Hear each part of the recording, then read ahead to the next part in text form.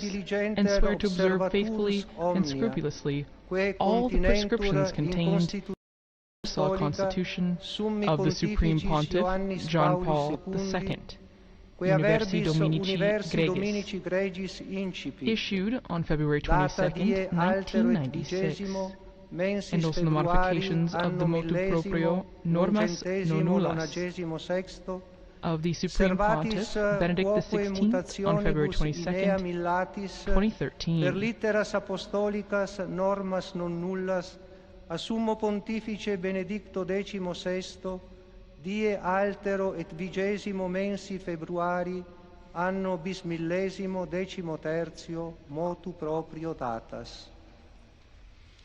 Item promittimus vovemus et Likewise, we promise, bind ourselves, and swear that whoever of us by divine disposition is elected Roman Pontiff will commit himself to faithfully carry out the Munis Petrinum, the Petrine ministry, of the Universal Church, and will not fail to affirm and to defend boldly the spiritual and temporal rights, as well as the freedom of the Holy See. Atque tueri, nunquam esse destiturum. Precipue autem promittimus et juramus nos religiosissime. Above all, we promise and swear to observe, with the utmost fidelity, with all, both clergy and laity, the secret concerning everything related in any way to the election of the Roman Pontiff, and about what happens in the place of the election concerning directly or indirectly the scrutiny, not to violate in any way this secret, both during and after the election of the new Pontiff, unless explicit authorization by the Pontiff himself, and not to support or encourage any interference, opposition, or any other form of intervention by which secular authorities of any order or degree, or any group of persons or individuals would wish to interfere in the election of the Roman Pontiff. And after the oath has been read out by Cardinal Parolin, each of the cardinal electors individually, according to the order of precedence, will now swear to the oath according to the formula. And I, Et ego Petrus Cardinalis Parolin, spondeo voveo ac iuro, sic me Deus adiuvet, et ex Sancta Dei Evangelia, que manu mea tango. And I, Pietro Cardinal Parolin, promise, bind myself, and swear, so help me God and these holy Gospels, which I touch with my hand. As you can see, for those of you watching on television, the book of the Gospels has been set up in the middle of the Ferdinandus Cardinalis Filoni, and each cardinal is going to come up and place his hand on the book of the Gospels, swear that he will follow the oath that has just been read aloud by Cardinal Pietro Parolin.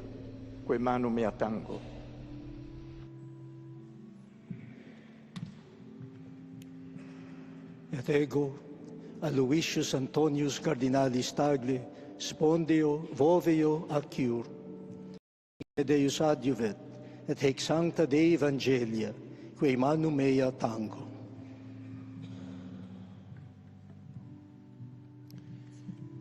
Et ego Robertus Franciscus Cardinalis Prevost, spondeo voveo ac iuro, sic me Deus adiuvet, et hic Sancta Dei Evangelia, quae manu mea tango.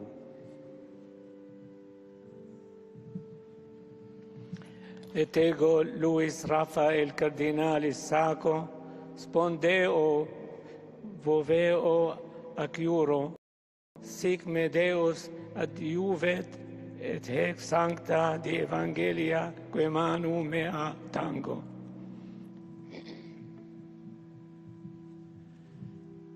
Ego Et ego vinco cardinalis pulci, spondeo voveo ac iuro, sic me Deus adiuvet, et hac sancta Dei Evangelia que manu mea tango.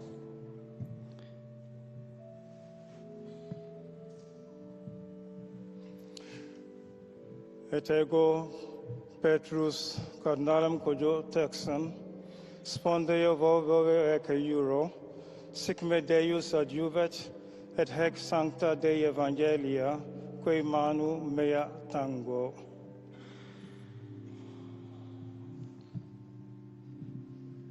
Et ego Iosebus cardinalis Bosanic, spondeo voveo ac iuro, sic me Deus adiuvet, et hac sancta Dei Evangelia, que manu mea tango.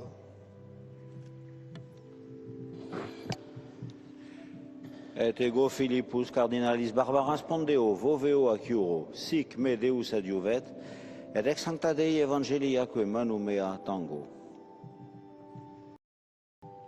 Et ego Petrus cardinalis Erdes, spondeo voveo ac iuro, sic me Deus adiuvet, et haec sancta Dei Evangelia, que manu mea tango.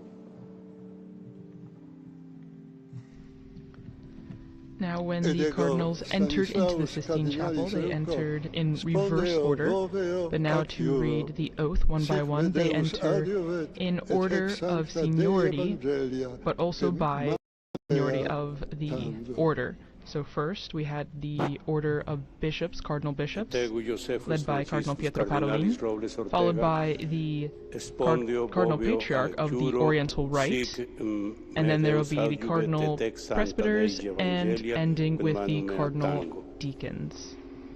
And when each cardinal has sworn to uphold the oath read by Cardinal Parolin, the Master of Pontifical Liturgical Celebrations will proclaim extra omnes, let everyone go out, basically expelling everybody who's not taking part in the actual election from the Sistine Chapel. The doors are then closed for the first time. The Master of Pontifical Liturgical Celebrations remains inside, along with Cardinal Cantalamessa, of course, who's taking part in the conclave, but has also been chosen to give the meditation.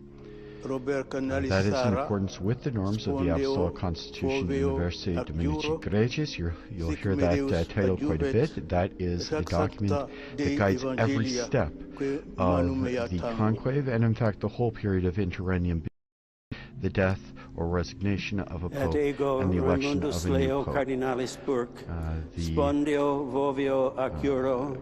The Constitution prescribes that the meditation should reflect on the very grave duty of electing a new pope, of the necessity of going into that election and making a choice with the right intentions, and of considering only the will of God, the judgment of God, and the needs of Holy Mother Church. The cardinals are called to be concerned solely with the good of the universal Church.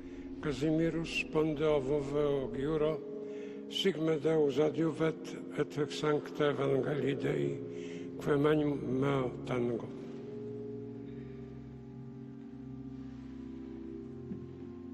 Et ego Albertus cardinalis Paterbendigedon, spondeo voveo ac iuro, sic me Deus adjuet, et hac sancta Dei Evangelia que manu mea tango. Et ego Reinhardus cardinalis Marx, spondeo voveo ac iuro, sic me Deus adjuvet, et hac sancta Dei Evangelia que manu mea tango.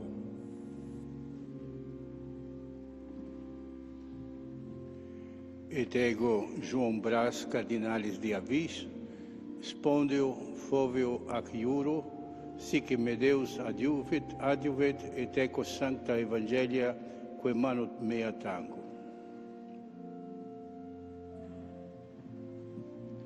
et ego Thomas Cardinalis Collins spondeo vovio ercuro sic me Deus adjuvet et hec sancta Evangelia quae manu mea tango.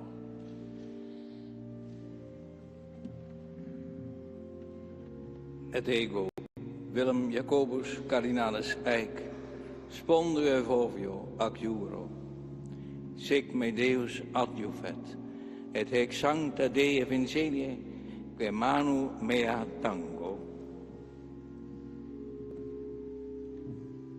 Et ego Iosef Cardinalis Betori spondeo voveo ac iuro sic me Deus adjuvet et hec sancta Dei Evangelia quae manu mea tango.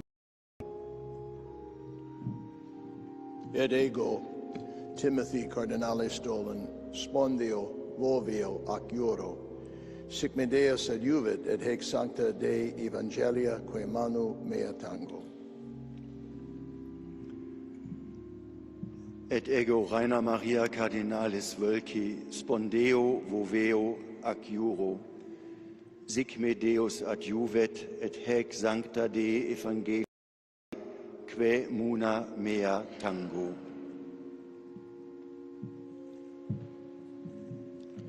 Et ego Jacobis Cardinalis Harvey spondeo roveo ac iuro sic me Deus adjuvet et hec sancta Dei Evangelia de manu mea tango.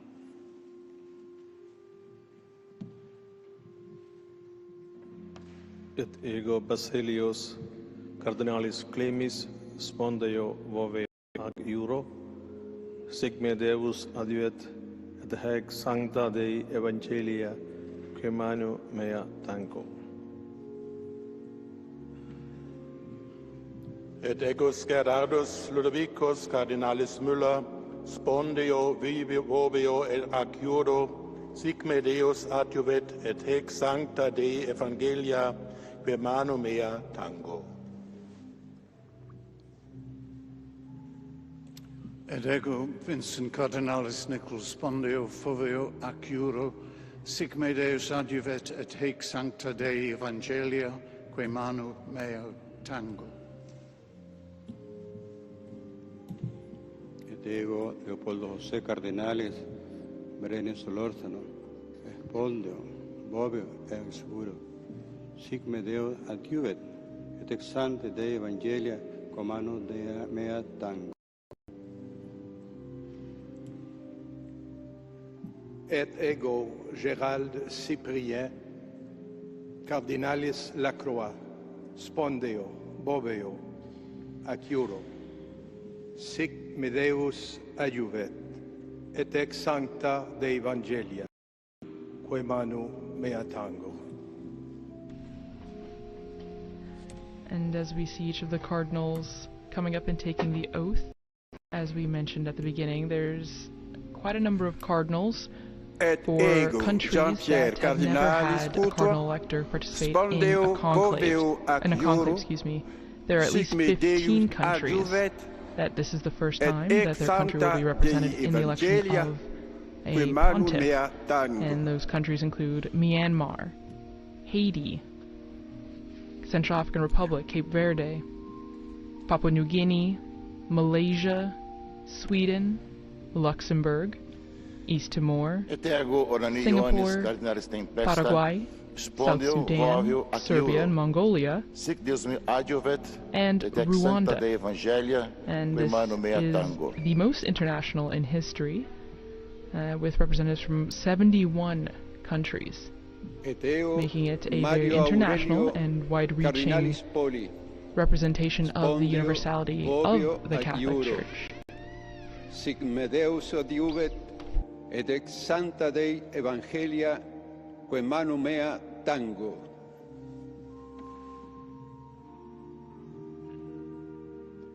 Et ego Philippus Cardinalis Vedraugo spondeo voveo ad iuro sic me Deus adjuvet et ex sancta Dei Evangelia quae manu mea tango.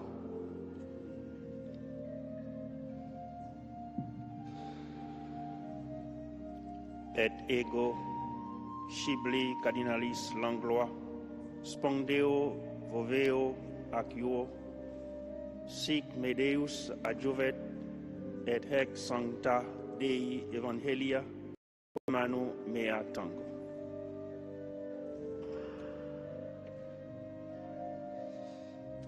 Et ego Manuel Cardinalent, spondeo voveo ac iuro, sic me Deus adjuvet, et ex sancta Dei Evangelia, quae manu mea tango.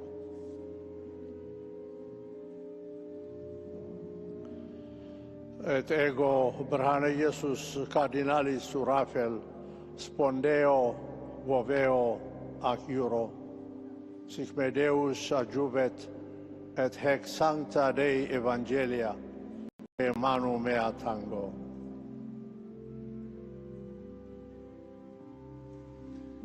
Et ego John Cardinalis Jew, spondeo voveo ac iuro, sic me Deus adjuvit et haec sancta Dei Evangelii, qui manu mea tango.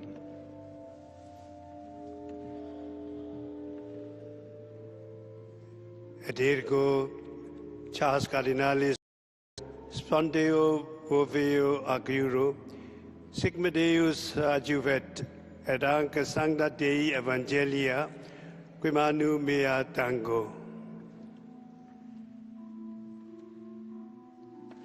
Et ego Francis Xavier Cardinalis Cringsacoit vanis spondeo voveo ac iuro, sic me Deus adjuvat, et hec sancta Dei Evangelia, quae manu mea tango. Et ego Franciscus Cardinalis Montenegro, spondeo voveo ac iuro, sic me Deus adjuvet, et ex sancta Dei Evangelia, quae manu mea tango. Et ego Daniel Cardinalis Sturla Veruet, spondeo voveo ac iuro, sic me Deus adjuvet, et ex sancta Dei Evangelia, quae manu mea tango. Et ego Arlindo Cardinalis Gomes Furtado, spondeo voveo ac iuro, sic me Deus adjuvet, et ex sancta Dei Evangelia, quae manu mea tango.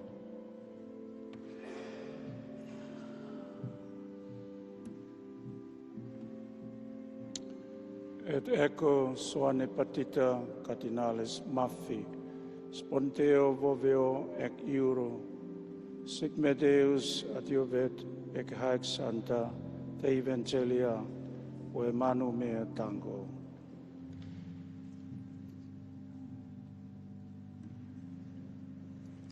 Et ego Dieudonné Cardinalis Nzapalainga, spondeo voveo ad iuro, sic meus Deus adjuvent, et ex sancta Dei Evangelia, quae manu mea tango.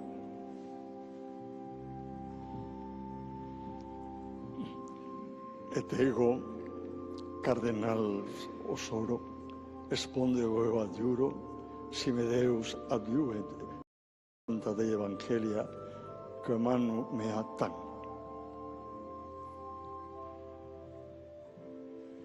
Et ego Sergio Cardinalis da Rocha, spondeo voveo ac iuro, sic me Deus adjuvet, et ex sancta Dei Evangelia, quae manu mea tango.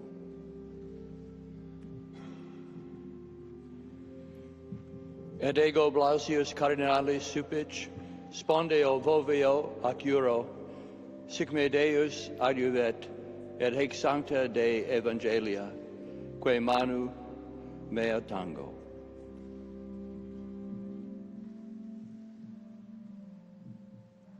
Et ego Joseph de Cardinalis de Cesus, spondeo voveo ac iuro, sic me Deus adjuvet, et ex sancta Dei Evangelia, quae manu mea tango.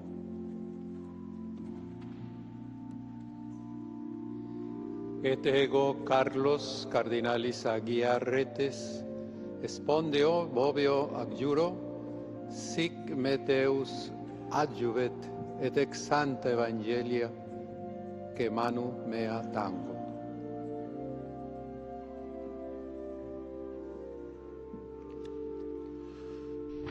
And perhaps a brief curiosity in this process, as each cardinal swears to uphold this oath, and each one has to do it individually because each one is personally responsible for his promise. Some of the cardinals have given their first name in Latin, some of them give it in their native language, and their last names are all the last names as they would say them in real life.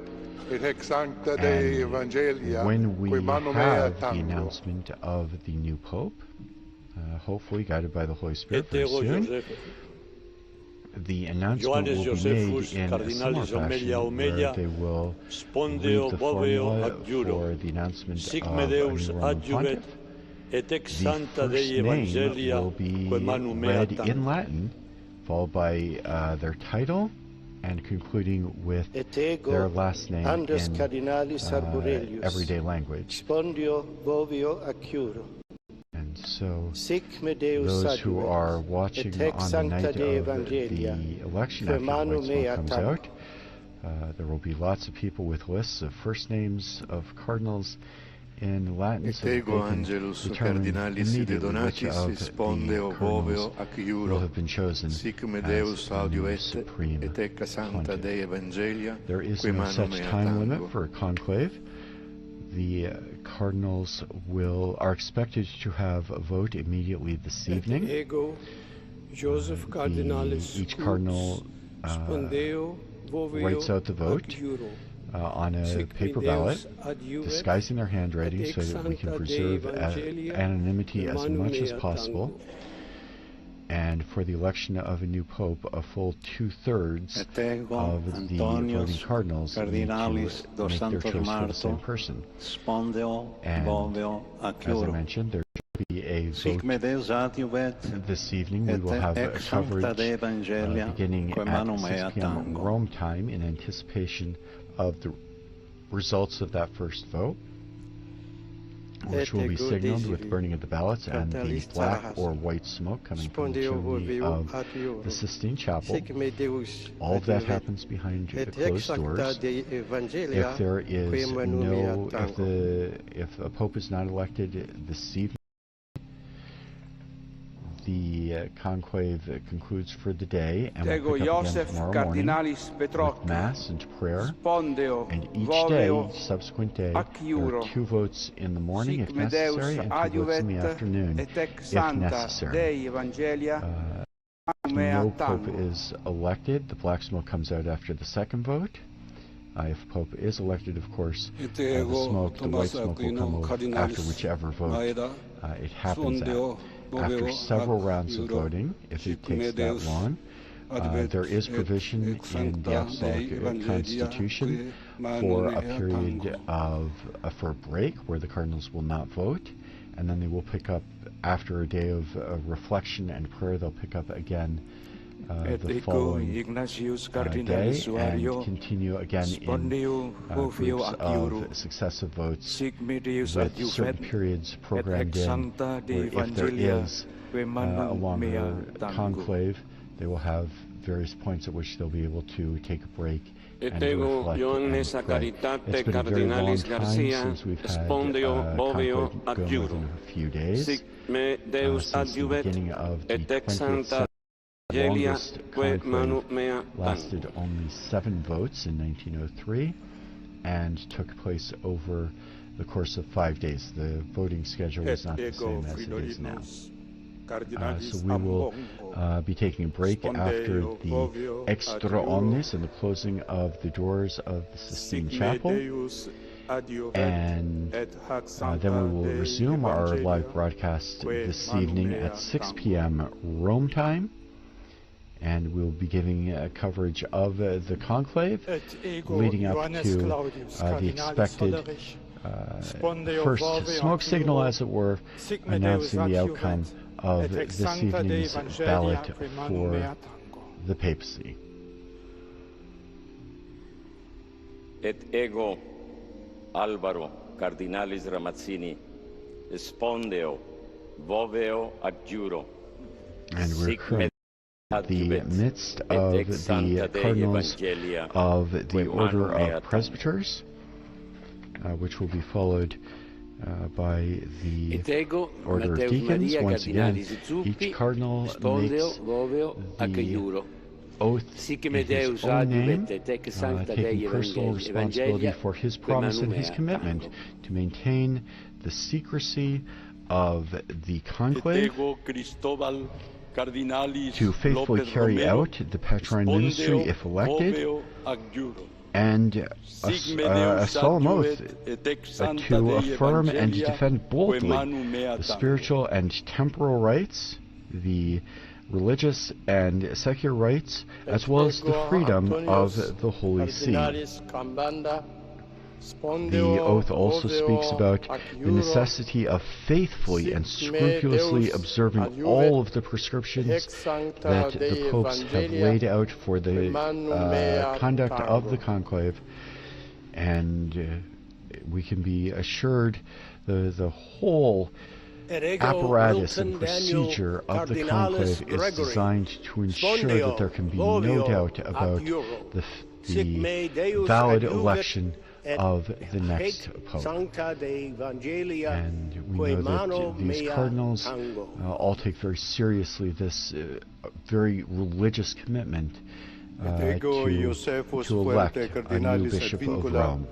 Spondeo voveo accuro, sic me Deus adjuvet, ex sancta Dei Evangelia, quae manu mea tango. Et ego Augustus Paulus, Cardinalis lo Iudice, spondeo voveo ac iuro, sic me Deus adiuvet, et ex sancta Dei Evangelia, quae manu mea tango. Et ego Ioannes Marcus, Cardinalis Avelin, spondeo voveo ac iuro, sic me Deus adiuvet, et ex sancta Dei Evangelia, quae manu mea tango. Et ego Pizza et Bere Cardinalis Abaleke, spondeo voveo ac iuro, sic me Deus adiuvet, et hex sancta Dei Evangelia, quae manu Deo tango.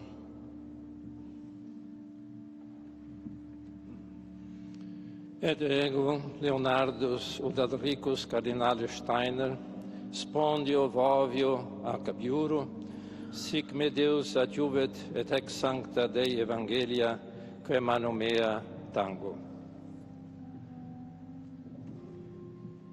Et ego Philippus Neri, Cardinalis Ferrau, spondeo vovio ac iuro, sic me Deus adjuvet, et ex sancta Dei Evangelia, quae manu mea tango.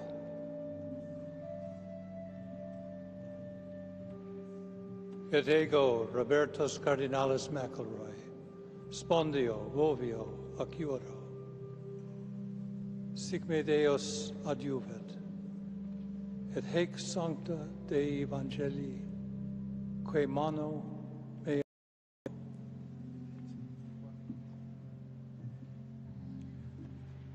Et ego Virgilius Cardinalis do Carmo da Silva, spondeo voveo ad iuro, sic me Deus audivet, et haec sancta Dei Evangelia, quae manu mea tango. Et ego Anscarius Cardinalis Cantoni, spondeo voveo ac iuro, sic me Deus adjuvet, et ex sancta Dei Evangelia, quae manu mea tango.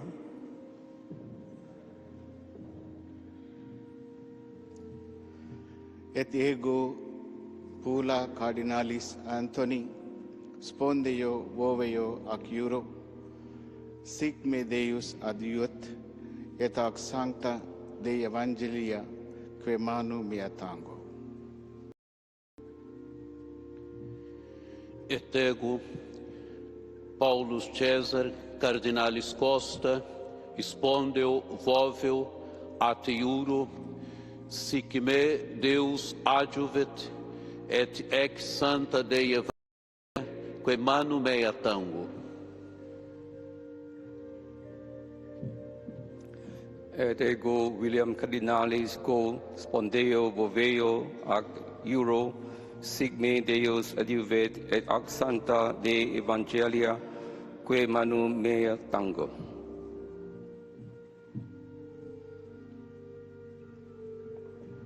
Et ego Adalbertus Cardinalis Martinez Flores, spondeo voveo adjuro, sic me Deus adjuve et santa Dei Evangelia, que manu mea tango. Et ego Georgius Cardinalis Marengo, spondeo voveo ac iuro, sic me Deus adjuvet et ex sancta Dei Evangelia, que manu mea tango. Et ego Petrus Baptista Cardinalis Pizzaballa, spondeo voveo ac iuro, sic me Deus adjuvet et ex sancta Dei Evangelia, que manu mea tango.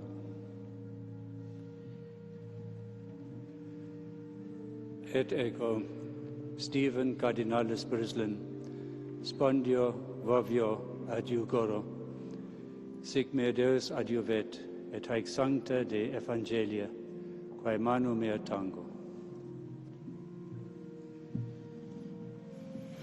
Et ego Angelus Sixtus Cardinalis Rossi, spondeo voveo ac iuro, sic me Deus adjuvet et ex sancta Dei Evangelia, que manu mea tango.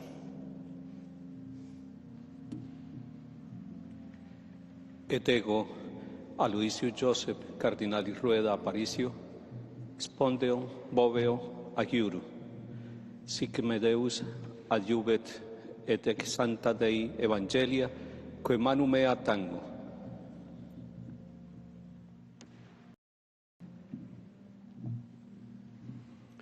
Et ego Gregorius Cardinalis Risch, spondeo voveo ac iuro, sic me Deus adjuvet et haec sancta Dei Evangelia, que manu mea tango.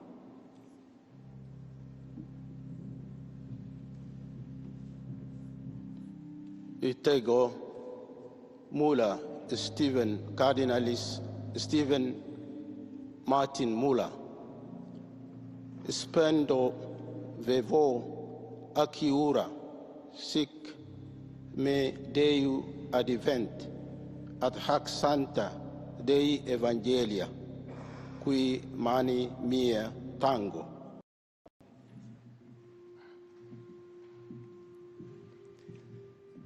Et ego Joseph Cardinalis Covocano, spondeo voveo adjuro, sic me Deu adjuvet et ec santa Dei Evangelia, que manu mea tango.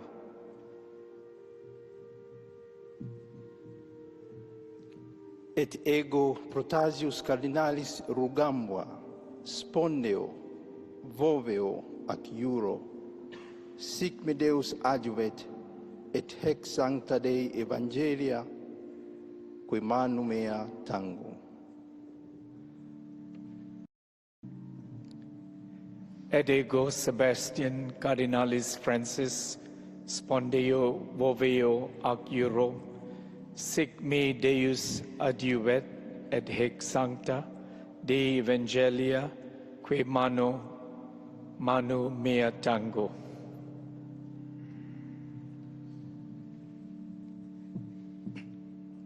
Et ego Stephen Cardinalis Chao, spondeo voveo ac iuro, sic me Deus adjuvove et ac sancta Dei Evangelia, que manu mea tango.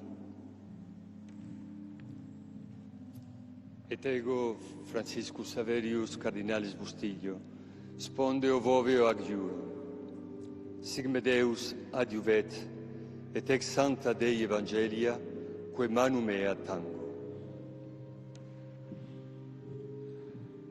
Et ego Americum Cardinalis Aguiar, spondeo vovio ac iuro, sic me Deus adiuvet et ec sancta Dei Evangelia, que manu mea tango.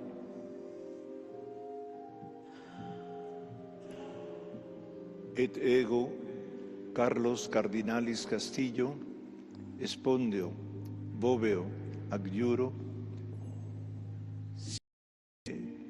Deus adiuvet et ex sancta Dei Evangelia, que manu mea tango.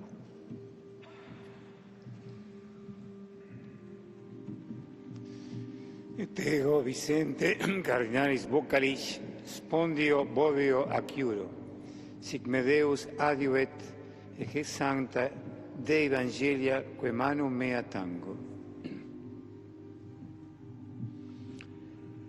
Luis Gerardo Cardinalis Cabrera, spondeo boveo ac iuro, sic me Deus adiuvet et ex sancta Dei Evangelia, que manu mea tango.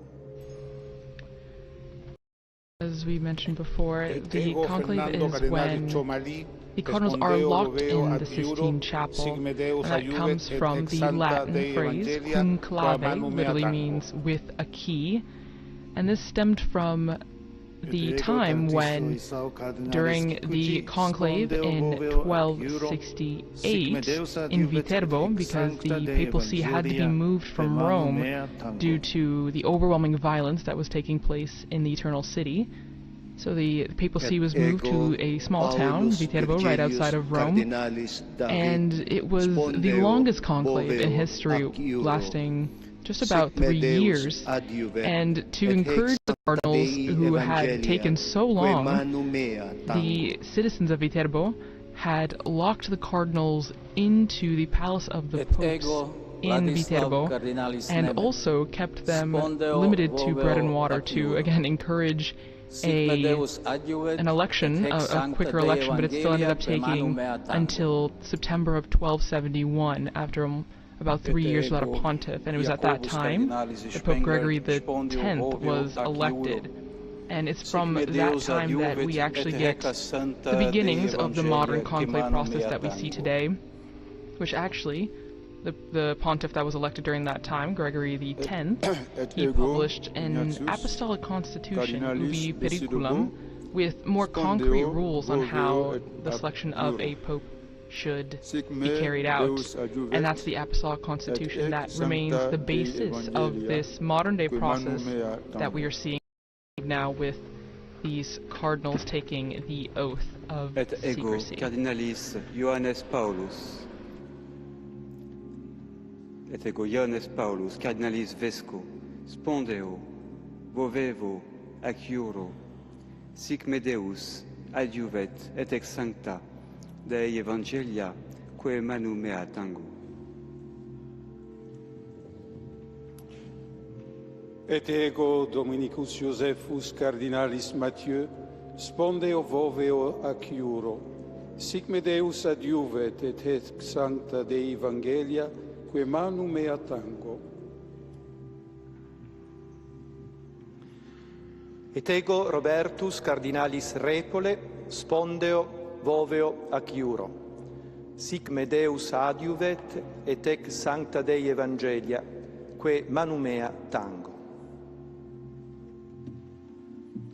Et ego Baldassare Cardinalis Reina, spondeo voveo ac iuro, sic me Deus adiuvet et ex sancta Dei Evangeli, que manu mea tango.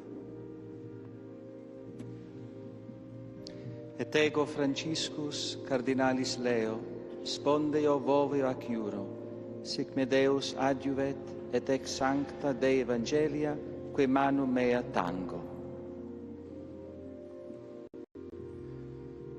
Et ego Micola Cardinalis Bicioc, spondeo voveo ac iuro, sic me Deus adiuvet et ex sancta Dei Evangelia, que manu mea tango.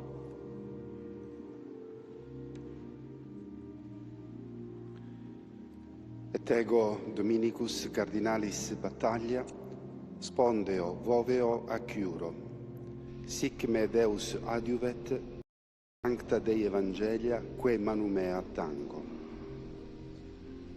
And now we move on to the order of deacons, including the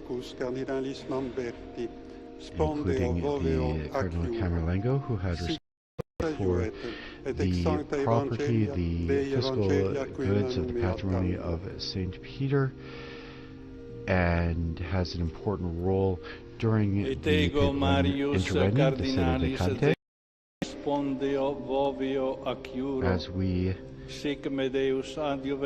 get closer to the last of the cardinals making their oath to faithfully adhere to the rules for the conclave, to fulfill the duties of the Patriarch ministry if they are chosen as Pope, and especially to preserve the secrecy that is involved with the election of the Roman Pontiff. We will approach the point where we will hear the Master of Pontifical Liturgical Ceremonies proclaim the Latin phrase extra omnes. Let everyone go out, calling all non-cardinal electors to leave the Sistine Chapel. The Papal MC will remain within the Sistine Chapel briefly while Cardinal Cantalamessa gives the meditation to the cardinals according to the Apostolic Constitution Universi Dominici Graecis. And at the conclusion of that meditation, with the papal ceremoniere, the papal master of ceremonies, guiding the ceremony, he will then leave the Sistine Chapel. He will ensure that all of the entrances to the Sistine Chapel are closed and secured, the guard is posted, and the cardinals will proceed with the first ballot according to the ceremony. After the Papal MC leaves the Sistine Chapel, the Cardinal Dean, or the person acting on his behalf, having consulted the electors, will immediately invite them to consider any business that they feel must be urgently addressed. And in the absence of any urgent business, or after that has been concluded, the cardinal electors will proceed to the first vote, again according to all the procedures laid out in the Apostolic Constitution Universi Dominici Graecis. And the ceremony indicates finally that the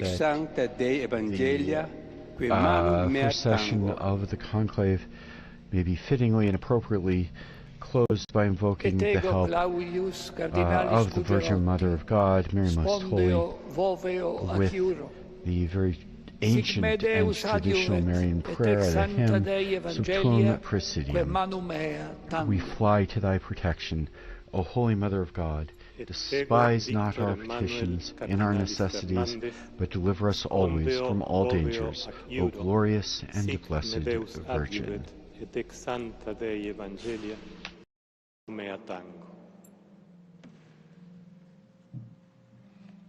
Ac ego, Emilius Paulus, Cardinalis Ceric, spondeo, voveo, ediu acuro, sic me Deus adjuvet, et ex sancte Dei Evangelia, que manu meo tango.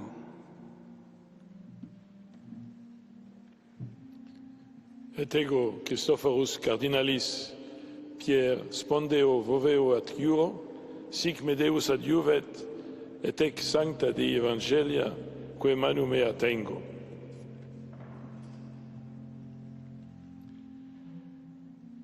Et ego, Angelus Cardinalis Fernandez Artime, spondeo, voveo, ac juro, sic me Deus adjuvet, et ex sancta Dei Evangelia, que manu mea tango.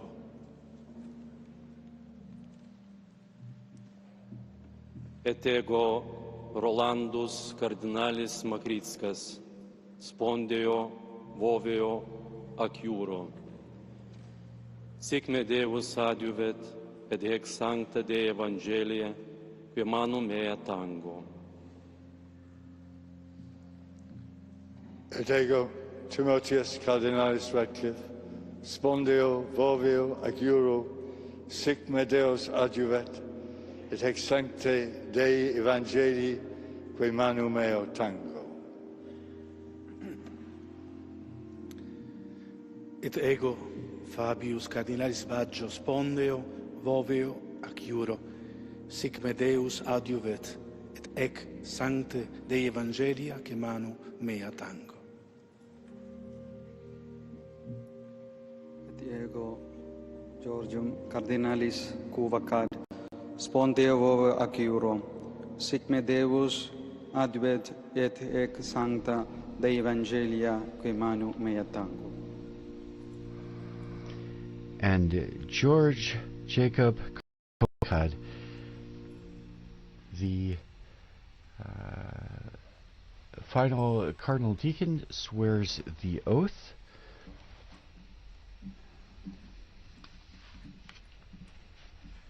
And we proceed to the closing of extra omnes.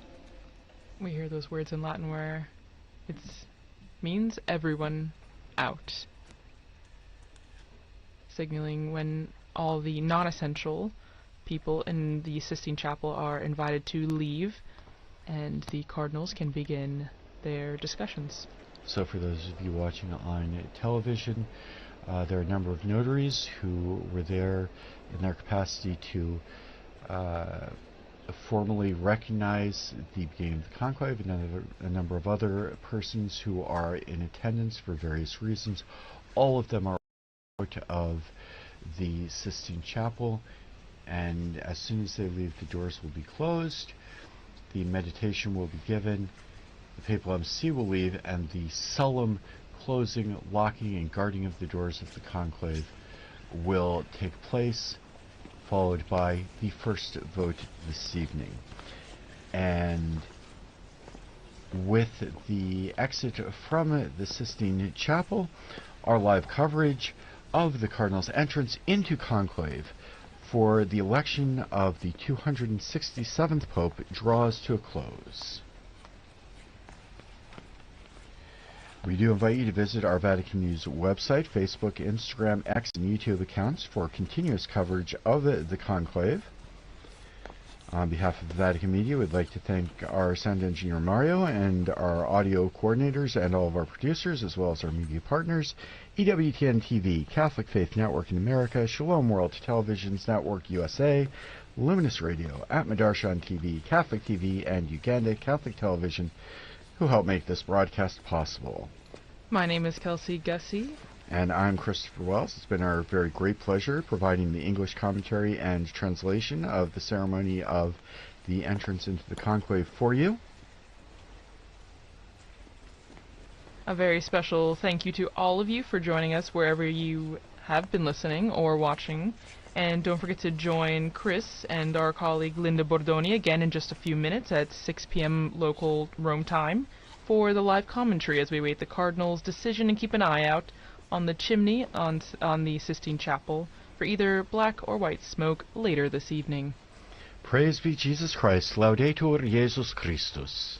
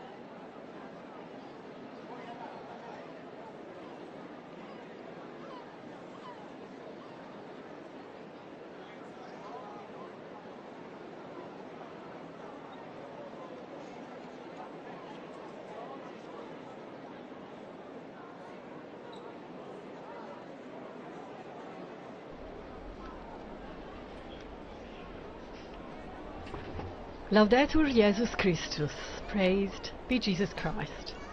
A very warm welcome to all of you joining us for this live broadcast as we await a possible white smoke signal coming out of the chimney of the Sistine Chapel. It's the first day of the conclave, and I'm here in Vatican Radio studio together with my colleague Christopher Wells. Hello, Christopher. Hello, Linda, and we've just concluded the ceremony for the closing of the conclave with the Cardinals. They began with a moment of prayer in the Pauline Chapel, just very close to the Sistine Chapel, and then went in solemn procession in hierarchical order into the chapel. They swore their oath of secrecy, their oath to fulfill the office of the Petrine ministry if they are elected, and to faithfully observe all of the norms for the election of the Roman Pontiff. So just a few moments ago we heard the Latin expression extra omnes, which calls everyone to leave the Sistine Chapel except for the electors, and the Cardinals are currently hearing a meditation on their duty, and we expect them to proceed to the first vote in the next half hour or so. So yes, meanwhile we have two very prestigious guests with us here today. Thank you for joining us. Philippa Hitchen, former Vatican Radio journalist, currently communications officer for the Lutheran World Federation. She was actually the person who saw the white smoke for us on that 13th of March 2013 when Jorge Bergoglio was elected as Pope Francis. And we also have a historian, a church historian, Dr. Donald Prudlow. Did I say that right, Dr. Prudlow? Welcome and thank you. He will be filling us in with lots of details. Right now, I think the best thing to do would be go to the square, where we have Devon Watkins, who's sassing out the situation. He's been talking to some of the people in the square. Hello, Devon, can you hear us? Hello. Okay, so perhaps there are some issues with telephone lines because, as you know, the whole of the Vatican has been, I don't know what the right word is, but telecommunications have been under control here, so people may have issues in connecting. Can you hear me, Devin? No. Okay. We will try again. Meanwhile, Chris, what if we go into our first insert? As Chris was explaining, the Cardinals are currently in the Sistine Chapel. We extra omnes, everybody out.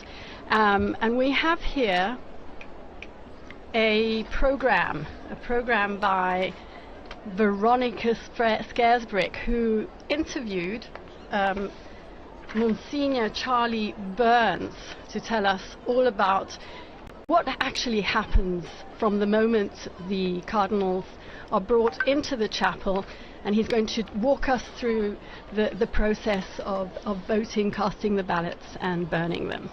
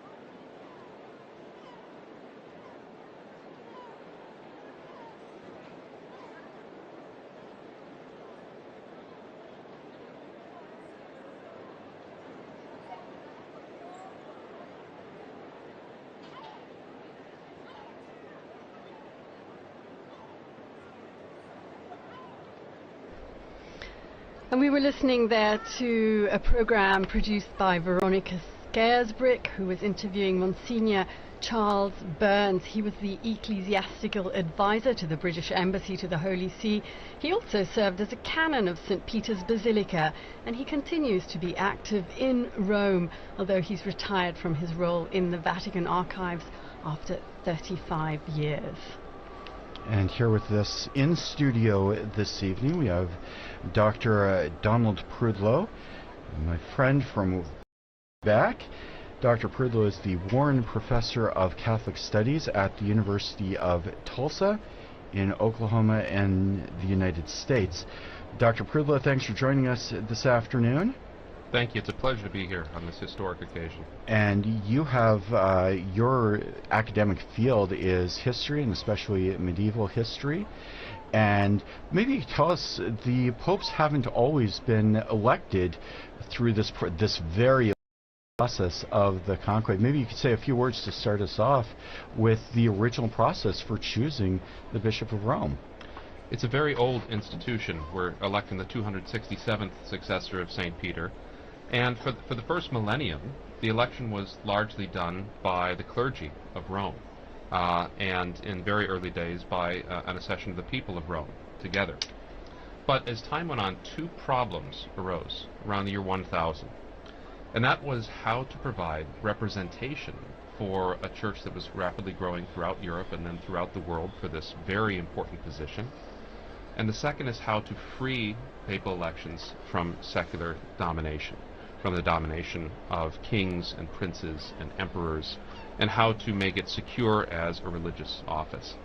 And that's where we saw the rise of the position of cardinal, which is not a biblical position, it's an ecclesiastical position, and it developed out of the clergy of Rome and still has a connection to the clergy of Rome. Absolutely. It's critical that the cardinals can trace their lines back to the early, particularly the parishes of Rome, the deaconries of Rome, and that allows them, so when we saw last Sunday all of the cardinals going out to their titular parishes, where they're pastors of, and saying Mass there and meeting the people in those parishes, technically they are the pastor of that, and as a pastor of the city of Rome, they are by ancient right to elect the Bishop of Rome. But notice what that does is, let's say a bishop from England or a bishop from Germany, from France, the Pope particularly wants them as an advisor, wants to give Germany, France, Italy, Spain a say in the election.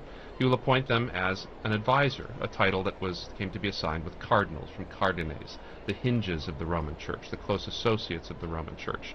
And in this way, through the medieval process of representation is a very important principle in medieval Europe, the entire world has been given an opportunity, a say, in the election of the Roman Pontiff, which is itself such a position of worldwide import.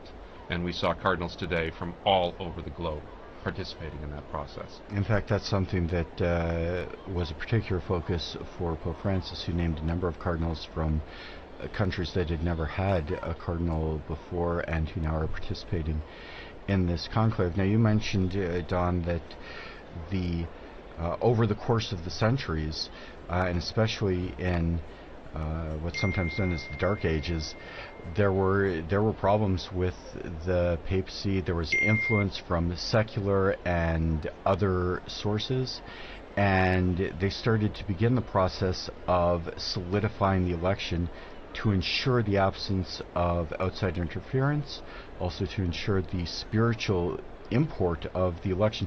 Can you talk to us a little bit about the development of the conclave as we know it now, the first conclaves, and how it developed into the current process? Absolutely.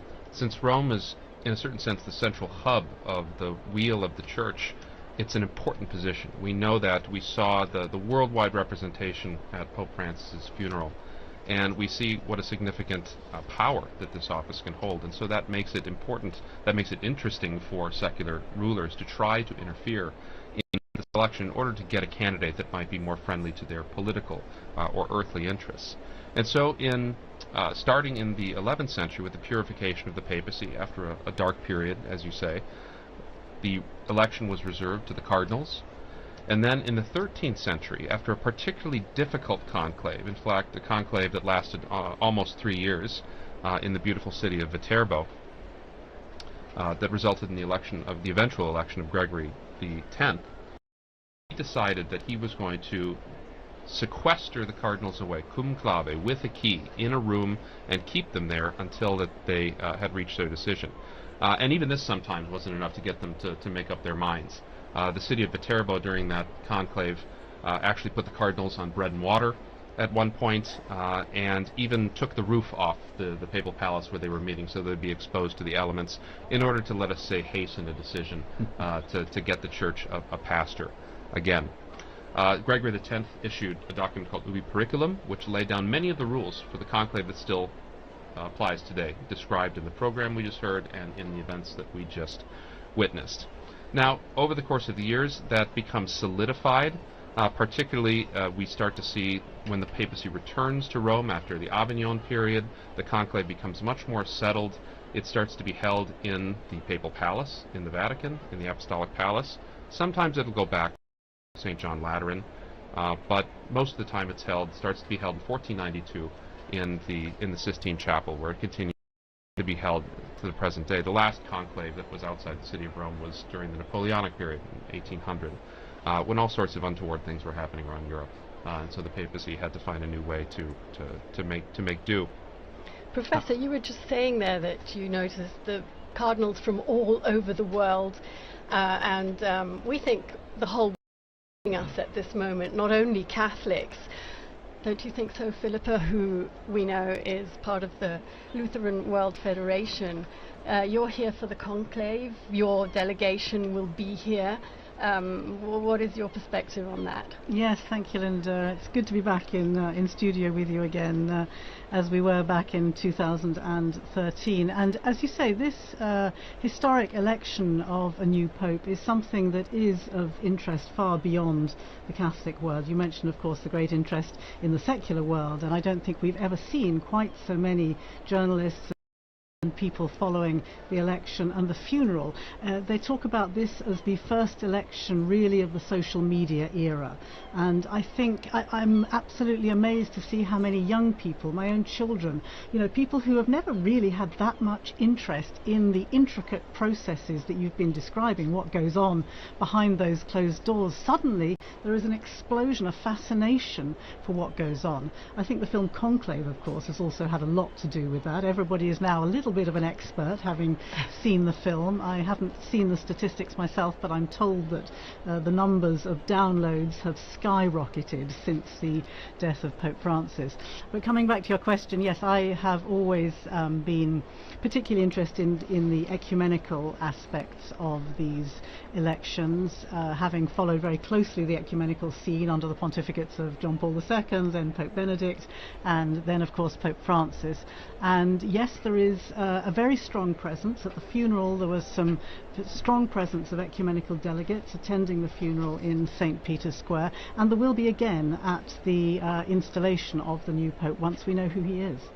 Right now we're watching images of the square, and we've just been seeing a lot of media out there with their cameras, and I think we have Devon on the line now. He is in the square. We go to him if the blockers are not working right now. Devon? There you are, great. Good.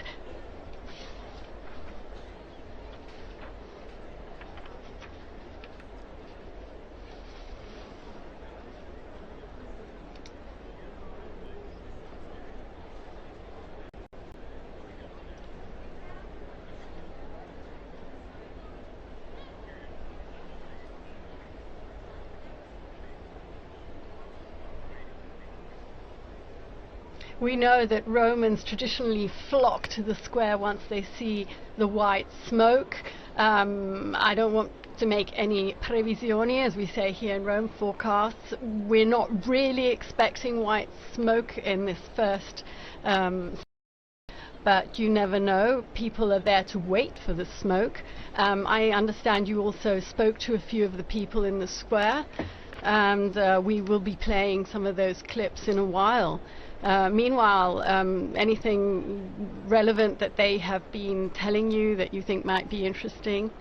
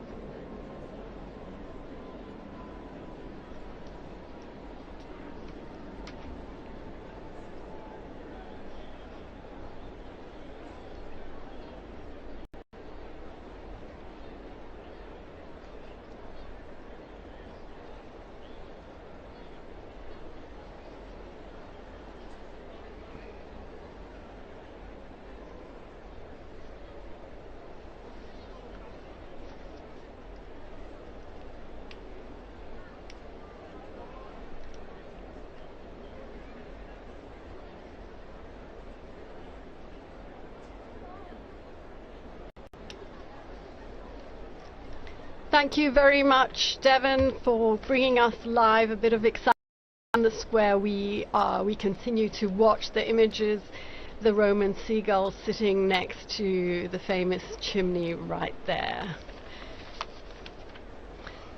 Back to Philippa and to Professor Prudlow here in studio. We have so much to talk about. Perhaps, Philippa, looking a little bit at what Pope Francis's legacy has brought us as regards the Church's ecumenical path forward. What are you looking towards? What do you hope the next Pope may be able to build on that legacy? As you say, there is, or as we were saying earlier, there is a lot of expectation from other Christian churches and other Christian leaders, looking back with immense gratitude to the legacy of Pope Francis. If I can remember back to the conclave in 2013 and to his election, that announcement which took a lot of people by surprise. Bergoglio wasn't one of the top names that people were expecting, but I can never forget that moment that he stepped out onto the balcony describing himself as the Bishop of Rome, and the effect that that had on some of the ecumenical guests, some of the other leaders who were listening to his words, and hearing a new openness that in fact continued to be the path that he followed throughout the 12 years of his pontificate. You know, this was a man who talked about how his door was always open, and that included not just to Catholics but to everybody, people of all different churches and of course different faiths and no faith at all. And so there were some extremely significant events that I was very privileged to be part of. I think particularly of Lutheran World Federation and Pope Francis marking together the 500th anniversary Reformation. I remember when I first heard about the possibility of that happening, saying to colleagues around Rome, you know... Yes, you were here at the radio back then. Absolutely, and I remember saying the Pope is going to mark the anniversary, the 500th anniversary of the Reformation, together with the Lutherans, and people saying, you're daydreaming, that's never going to happen. But of course, the Pope travelled to Sweden, and together with the Lutheran World Federation leadership, he had a very significant liturgy in Lund Cathedral, and then went on to the stadium in Malmö, where together they looked to the past, they asked forgiveness for the sins, the divisions, the terrible sins that came out of the divisions of the Reformation, and then pledged to overcome that by working together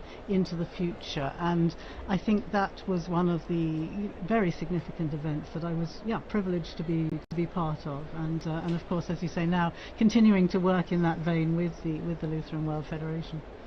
He also brought about many other changes in all aspects that we saw from day to day. Professor Prudlow, you are very knowledgeable of things past, but you're also an observer of current affairs.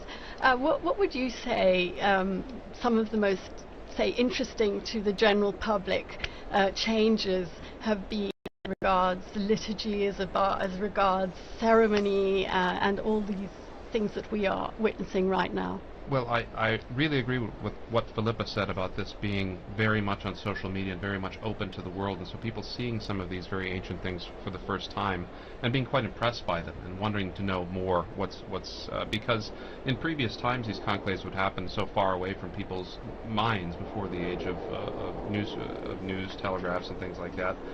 You might be informed a year or so later that you had a new pope and you had to change the name in the liturgy. So this is a great opportunity for outreach for the Catholic Church, for sure. One thing that's changed in the last 150 years is conclaves have gotten so much shorter. Conclaves used to be 50, 60, 70, 100. There was the one conclave that was 181 days, and it was recently into the 18th century. And I think that's come about as a result of increased communication. Cardinals are able to know each other more. We know more about what's going on in the world more immediately.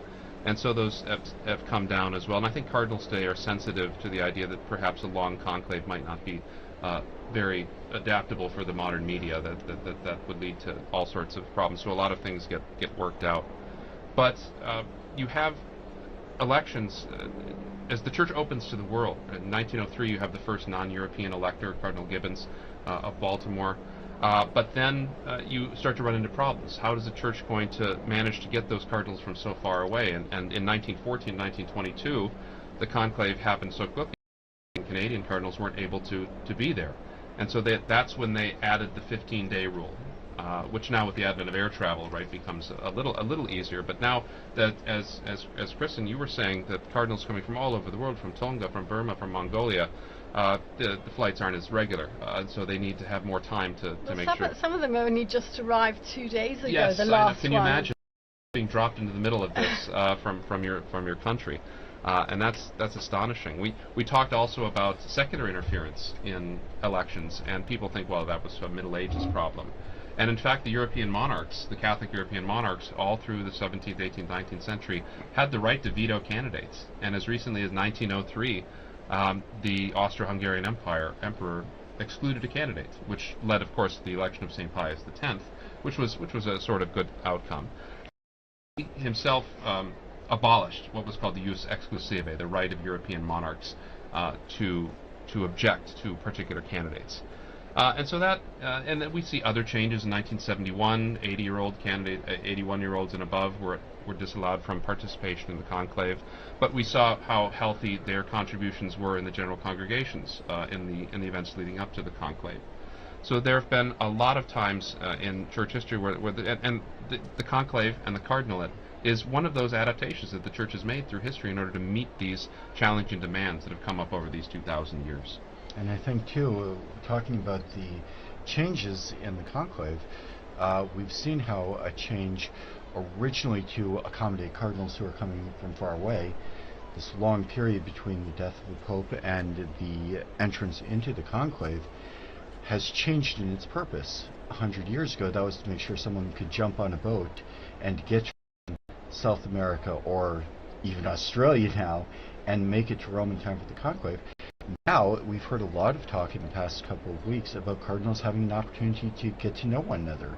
Even though they can see one another in the papers, in the media, they can talk to one another on the phone, but to have the real experience of being here in Rome, in person, and I think that's something that Pope Francis would have said too, speaking about the importance of relationships and getting to know someone personally. And so that is a change that originally had one purpose in the church and has subsequently had a new purpose. Even something like excluding interference, what that looked like 500 years ago when, Henry VIII was King of England, and what that looks like now when you have dictatorships, you have governments that are run on X or TikTok, and the purpose of excluding people from the conclave started with one end in mind, and the church has adapted that, and it still serves a purpose, even if that's not what was originally foreseen by the people who implemented that change in the system. But it's all stayed incredibly secret. We know that yesterday everyone who is participating in the proceedings, and that's not only the cardinals who are voting, but obviously they're medics, there are people making meals, they're the cleaners, they're the florists.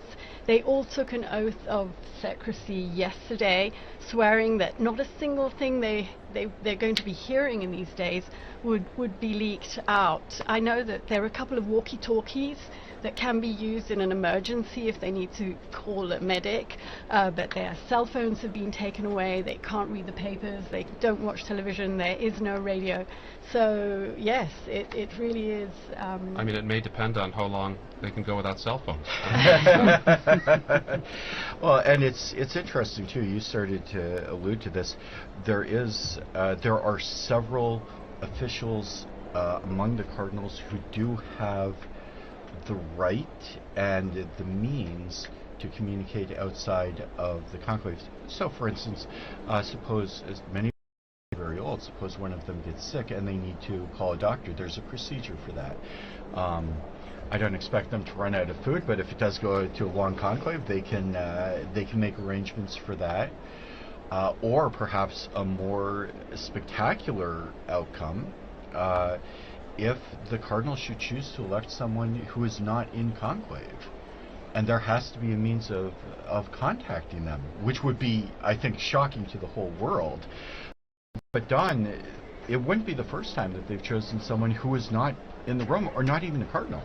That is absolutely possible. One of the most famous examples was after the long conclave of 1292 to 1294, where they were in an absolute deadlock for 3 years, and they just could not, and nobody would back down.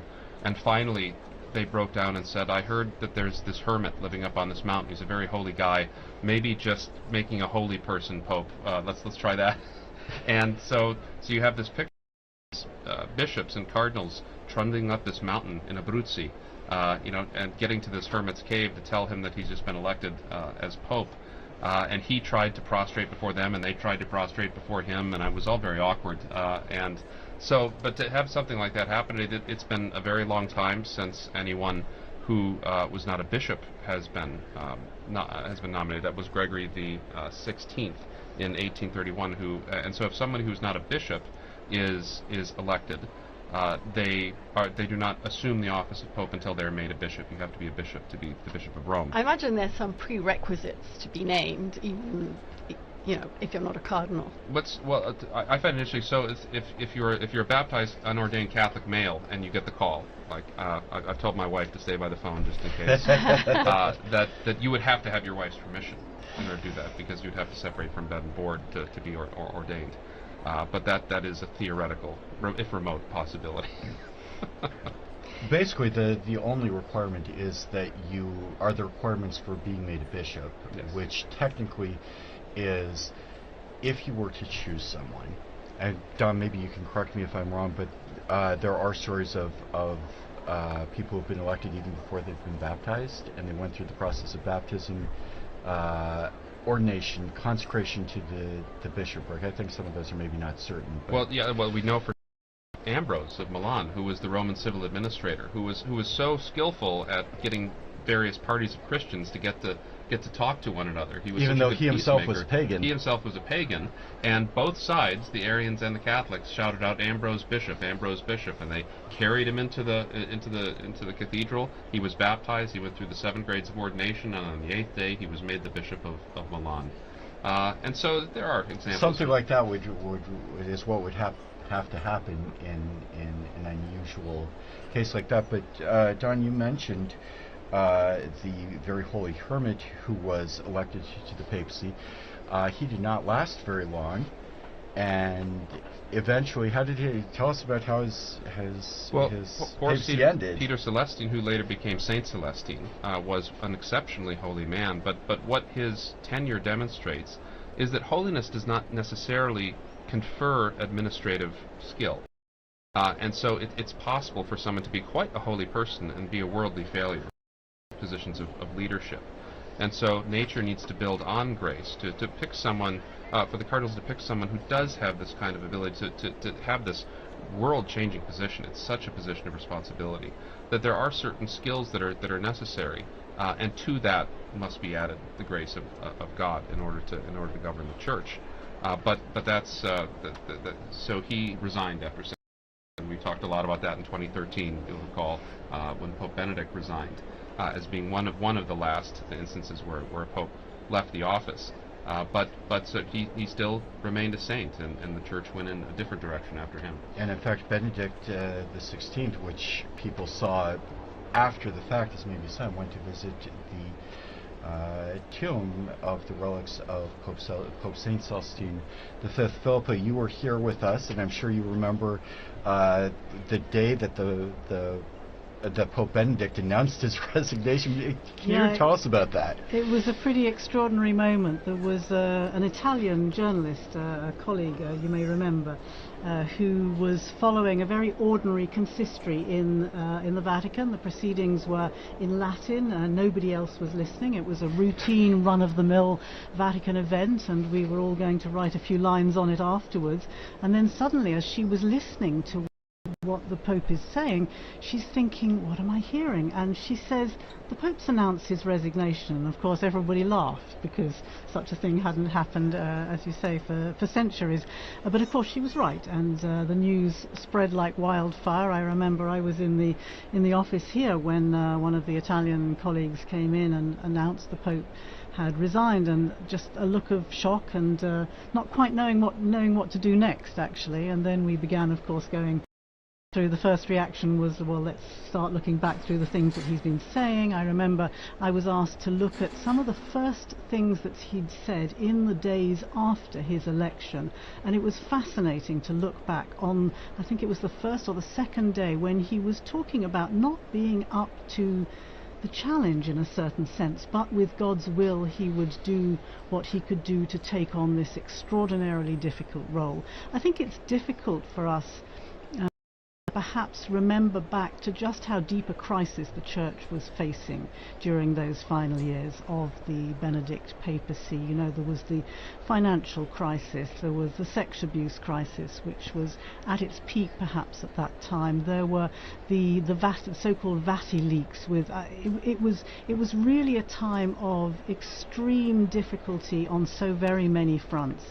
And again, looking back to those first speeches that Pope Benedict made, he was really very aware. He talked about it, in fact, if you remember, in the meetings ahead of that conclave. He talked about the need to clear up the filth that was inside the church, and he was probably more than anybody else aware of just what a daunting task that would be. And at his age, in his in his not young state, the energy that was needed to take on a task like that. And so it was fascinating to look back and to realize and to ask actually just when this decision of his to resign would have been made.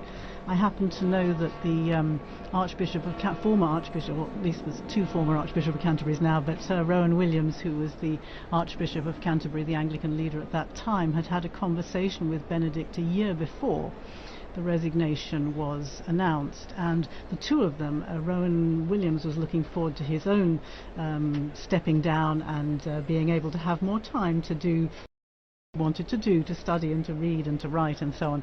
And he told me that he and Benedict had been able to discuss that, and clearly Benedict had been maturing this decision for a very long time. So it was, yes, an extraordinary surprise for us, requiring unprecedented ways of working, and but for Benedict I think it had been a decision that he'd been maturing for some time, of course. And you talk about the crises that faced the church in 2013 and those last couple of years of Benedict's reign that really came to a head at that time and had an impact on the papacy of Pope Francis. He spoke very forcefully about the plague or the scourge of abuse. He dealt with his own not his own scandals, but the scandals of finances that we've seen in the past few years. We've had very public trials, even of cardinals, harking back perhaps to the past. But maybe you could talk about your thoughts, if we could ask our guests, about some of the attempts that Pope Francis has made to continue the efforts to reform the church. I'll open the mic to either one of you. I mean, I would say I think the whole process of synodality is something which, I mean, this really to me is Francis's legacy, and it has implications on the ecumenical and the interfaith work that I'm so very interested in, but it has enormous implications throughout the world as well. The process of trying to open up the church, to make it more participatory, to make it something that people can join in sort of contributing to what should be the direction that the church is taking, to let people's voices be heard. And this opening up, of course, is shaking up all the traditional sort of institutional practices that we're used to. And in a sense, I think this is probably where his main focus was, but as you rightly say, at the same time he's dealing with all the internal affairs of the church, the problems with the financial situation, which remains extremely challenging. The sexual abuse crisis, I would say, is improved, significantly improved over the past decade. You know, so many churches have in place their safeguarding measures. The Vatican itself has made steps ahead with the safeguarding, with the commission that's working on that. But of course challenges remain, and this is something which I've noticed been discussing over these past days in their general congregations and trying to focus on what are the key problems and what kind of person has the right skills to deal with these challenges at this particular moment in time. And Don, a lot of the talk in the past year has been about synodality in the last 2 years, asking for the voice of the faithful. You're a practicing Catholic in the United States. What's your perspective on the challenges that have arisen from these really scandalous problems that have affected that have affected the Church at large? Right, the public witness of the Church has been very much affected. The ability for bishops and priests to speak with moral credibility has been weakened, and that's something that's going to take a long time to build. It's going to need not only a personal witness of holiness, but also institutions and procedures that are going to be effective in safeguarding. And it's going to take, particularly people listening to victims as well. I think this is something that I remember Benedict was so good with as well.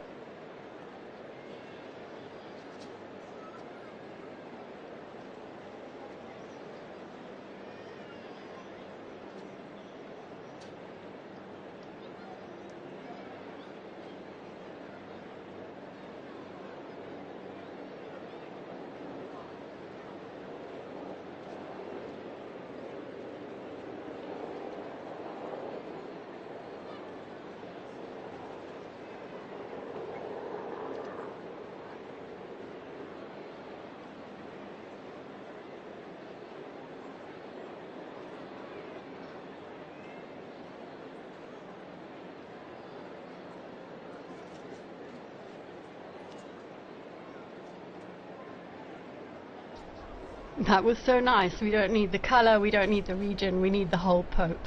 He put that beautifully. Let's listen to some pilgrims, ordinary pilgrims that were in the square today.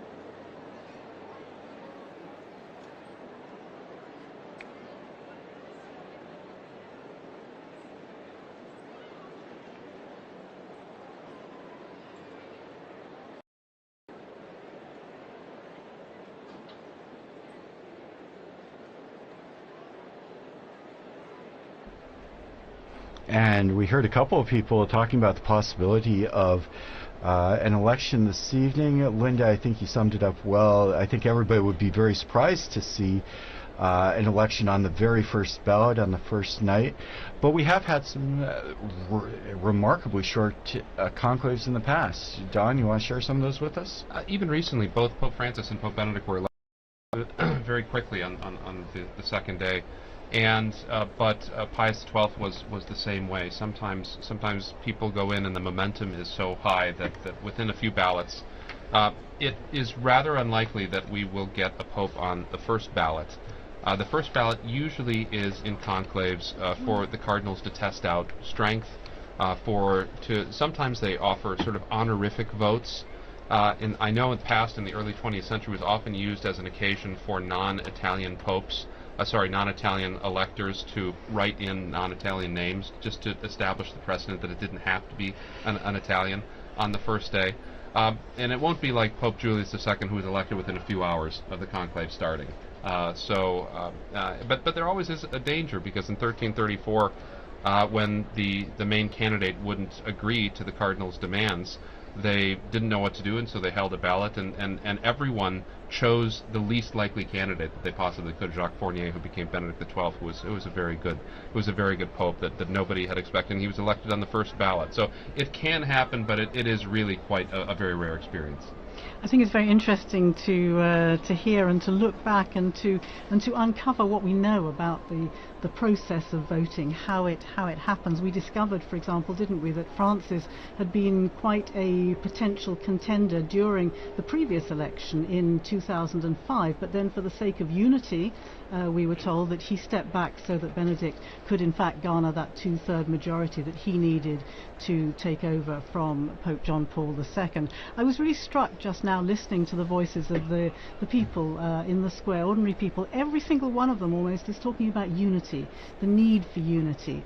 And I think this question of how long the conclave goes on for is seen very much as an important signal regarding the unity of the Church. The longer it goes on for, clearly the cardinals are unable to decide on the kind of man they want to lead the Church, and therefore I think there's a certain pressure mounting day by day, or vote by vote even, to try and show, in a particularly polarized world that we're living in at the moment, where people are so deeply divided, to have a real show of unity on the part of the Church leaders. I think that's going to be weighing most heavily on a lot of those cardinals' minds at the moment. And Philippa, you have a strong focus on ecumenism, and as a member of the Church of England, you've done a lot of work with the question of Christian unity. The Pope, from the Catholic point of view, is of course the center of unity, and that's been the focus of a lot of ecumenical discussions. How does that play out in the overarching Christian world, as the Pope intended to be a center of unity, but also a focus with the relationships between Catholic and non-Catholic communities? Well, I mentioned earlier the moment that Pope Francis came out onto the balcony describing himself as the Bishop of Rome, and what a strong signal that was to other Christian leaders about his role, not trying to describe himself as Supreme Pontiff or use some of these other titles that can be quite alienating, but describe himself as the primus inter pares, in a sense, the first among equals of the bishops, and therefore this title Bishop of Rome was very significant, together with the other kind of signals that he gave early on in his pontificate. And yes, of course, the question of the papacy is a crucial, it's the crux of the matter in many of these ecumenical dialogues. The Orthodox dialogues are discussing the role of the Pope in the first millennium and in the second millennium, and it's also, very much the discussion that's going on in the other, the churches of the Reformation. The dialogues there are also the role of the Pope, and that's why I think Francis's legacy is so significant, because he made very important overtures about the way that he could work together with other Christian leaders. But of course we can't forget the encyclical Ut Unum Sint from Pope John Paul II back in, I think it was 1995, when he actually asked other Christian leaders to come forward with ideas, to make proposals as to how the role of the papacy could be acceptable to other churches, to other Christian communions. And this is still very much a work that's ongoing. It sort of fell a little bit by the wayside during the previous decade or two, but it's very much front and center again. And I think there's a lot of, I think we're going to see over the coming months again some responses to that. The Council, or the Dicastery as it now is for Christian Unity, has gathered together some of these responses, and we've seen the publication of a book bringing together a lot of these responses. So it's very much at the heart, as you say, of the conversations and at the heart of the dialogues with other Christian churches. So very important to see what direction the new Pope will take on this, and whether he will prioritize this as an important issue, because of course the division of the churches is one of the biggest scandals of the Christian world. It's so much easier when people see unity, when people see united churches to be able to believe and to be able to make a commitment to that. Thank you, Philippa. We've been talking with Philippa Hitchin, Don Prudlow, our guests, as we enter into this first hour of watching and waiting for the election of the new Pope. If you've just joined us, earlier this evening we saw the Cardinals enter into conclave, and now everybody, I think, kind of around the world is waiting to see the smoke rising from the Sistine Chapel. If you are just joining us, I'd like to offer you a very warm welcome.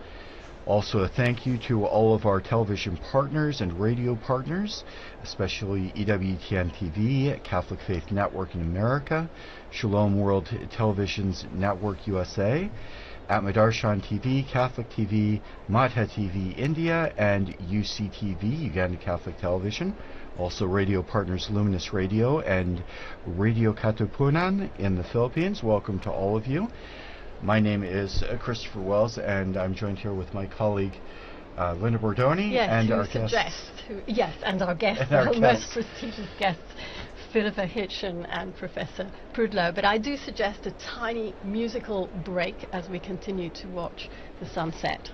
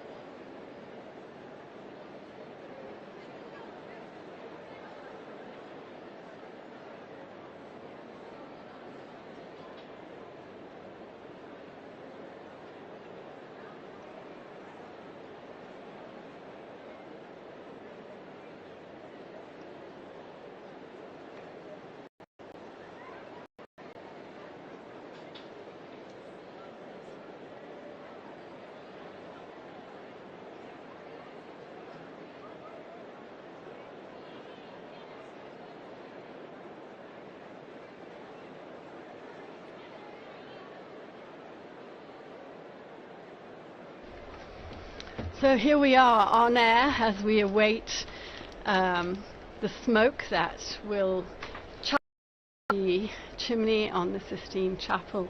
We all remember, or more than remember, we're not that old, but we do. We have all read about the famous conclave in 1958 when John the 23rd was elected. The Cardinals convened on, I think it was the 26th of October, and immediately white smoke was seen to appear out of the chimney, and obviously the crowd erupted in applause, only to discover that the burning process wasn't as they thought it should be, and it soon turned black. And unfortunately it happened this next day as well, exactly the same thing. And finally on the third day he was actually elected on the 28th 8th of October, after 2 false alarms, it really was white smoke. I think the people were probably a bit wary at that time, but yes, the smoke is incredibly magnetizing, isn't it, as we watch that chimney. I certainly have very strong memories of a former colleague here at Vatican Radio doing some coverage for the election. I believe it was for John Paul II, and I remember him talking about the dirty grey smoke, a Scotsman talking about the dirty grey smoke, and he wasn't quite sure whether it was white or whether it was black. And quite often at the beginning, I mean, I do remember the previous 2 that I have covered, I remember that it is a little bit difficult at the beginning to see. It starts off quite slowly and then it seems to kind of gain momentum, and I think there's been some work on the kind of chemical processes, hasn't there? Maybe somebody else knows a bit more about they did begin to use the chemicals for both the white and the black. Absolutely, yeah. But you're right about the evocative power of the smoke. This has become sort of a symbol, and now the webcam, people will put webcams on at home, and I saw that we have some real enthusiasts, because 12 hours before I saw there was a chimney webcam before they'd even gone into conclave with 11,000 visitors, 11,000 watching currently. So people are really transfixed by this. But it was a good addition, I think it was 2013 when Benedict, because of the confusion about this, that when there's white smoke, the bells of St. Peter's will peal out as well. Right. So that will be a confirmatory. And it's also an issue in winter conclaves, right? Because it's night, and it's very difficult to see the color of the smoke at night. And so those bells were a good addition. Although I remember it took quite a while for the bells to actually start pealing, so the people were cheering wildly in the square, and it was only quite a significant time after that the bells actually confirmed that. In fact, I remember that conclave as well. I think we all remember that very clearly. And yes, that's exactly right, because even with the addition of the chemicals, the smoke wasn't clear. You talked about it, Philippa. When the smoke first comes out, first you've got people asking, well, is smoke coming out? Is that a cloud? Is that really what it is? And then it becomes a little bit more definitely smoke coming out of the chimney. And then you say, well, it looks kind of gray, it looks kind of white. And they had told us here in the studio that they were going to ring the bells as soon as the smoke came out. And I think for the first election in decades, we had smoke that was pretty clearly white, but then the bells didn't ring the way they were supposed to for a long while. And this happens, right? I mean, you remember when Benedict was elected and Cardinals, and as soon as he said Habemus Papam, the band started playing. And he had to wait for about 15-20 seconds, and it was very awkward. But so we saw the beautiful, magnificent liturgical choreography today, that this is still an event that's run by human beings, and sometimes that these things can happen, and they lend a lot of great color to the history. Well, we're on the subject of the smoke coming out of the chimney. The other lasting memory I have of these conclaves, and watching the screen again today, is the seagulls. The seagulls who seem to be magnetically drawn to that chimney, possibly because of the warmth that comes out of it. But I do remember during the 2013 conclave sitting in studio just as we are today, discussing ecumenical interfaith legacies of Pope Benedict, looking at the characteristics of the new man, what would be required. And I remember the producer at that time saying to me, talk about the seagull. You know, the seagull has its own the seagull is trending on Twitter, and it's just quite fascinating how people take different aspects of these, as you say, very traditional, very historical events, and yet give them a particularly modern twist. I find that fascinating. I heard the other day that, in fact, inside the Sistine Chapel there are 2 ovens. And that's because in the one oven they burn the ballots. In the other oven they actually put the chemicals you were talking about, Professor Prudlow, which are the ones that will produce the right coloured smoke. We hope. Yes. There was one when they were still trying to. They were testing it. When were they? Do you remember when they were testing the chemicals in 2005 before the conclave? And they just the air, it just turned black. I mean, the entire sky above the Vatican was just black with smoke because they'd put in way too much of the chemical at that time. But I think it's interesting again how we've seen a lot of pictures recently, as you say, these 2 ovens in the Sistine Chapel. Before, you know, this veil of secrecy that on the one hand was so fascinating to people outside the confines of the Vatican, but on the other hand, people are equally fascinated now they can see the process. We saw the workmen going in with the scaffolding and putting up the chimney and putting the ovens into place, and I think that's been very... Yeah, there's a beautiful video on Vatican News that shows the Room of Tears, which is the room where the Pope will receive his vestments and cry. Time for prayer and crying at his new responsibilities. Before after he has accepted the what would we call it, the proclamation, because the cardinals ask the Pope whether he accepts or not, and so... And he can say no. He can say no, right. Anyway, please go and look at our video, because it shows that Room of Tears. It shows the 3 different sized vestments that have been made to fit whoever is elected. It shows... Well, after it was a little tight on Pope John the 23rd, they knew they had to have a range of sizes for the But possible interestingly, Pope. Linda, you were telling me that the traditional papal tailors that has been producing these vestments for so many decades, apparently there's been a change. Yes, there has been a change. So we all knew Gamarelli. I think we all bought socks at Gamarelli, the cardinal socks. This year it's Mancinelli, who apparently makes a bit of a more a lighter textile, better for transpiration, more comfortable. So yes. In fact, we talked about all of the people inside the Vatican who help with the conclave. One of the people that's there is a tailor on hand. They have a small, medium, and large cassock, but they have someone right there so that when he puts it on, they can make adjustments so it's not overflowing, it's not too tight. They've got some room to breathe, so to speak. In the legend about John the 23rd, who was a portly Italian, famously from peasant stock, as they say, in Italy, and the story was that when he put on the extra large white cassock, it still wasn't big enough, and they had to open up the back of it and kind of tie it together like a hospital gown, obviously with his regular clothes underneath. But there's some of the stories that we hear from the Catholics. I noticed that hanging in the Room of Tears is the little red cape, which Pope Francis did not wear. He chose not to wear. He chose not to wear. Yeah, why did he choose not to wear that red cape? It was a gesture of he meant it as a gesture of humility, in the sense that he wanted to be seen as Francis, as Bishop of Rome, in a simplicity. But I don't think that judgment if the new Pope chooses to wear it. I mean, it's there. It's the proper garment for that moment. There's nothing hieratic. It's just a particular garment for the papacy. And but when you say the tailors and those great videos that you had, that it should remind us of the hundreds of people that work to put this together behind the scenes. All the Vaticanisti, all the people that work that they are so hard to make these things come off. The infirmarians, the people that prepare the food. And the people that prepared the conclave, the choir, the masters of ceremonies, it's really... it's a big production. It's an amazing production, and it's an irregular production, right? I mean, I think of in England, right, trying to practice a coronation after over 6 decades, and it's sort of the same thing here. You don't know when it's going to happen. You start to think about it. People come, people go, and there's books, but it's one thing to reduce a book to actual practice.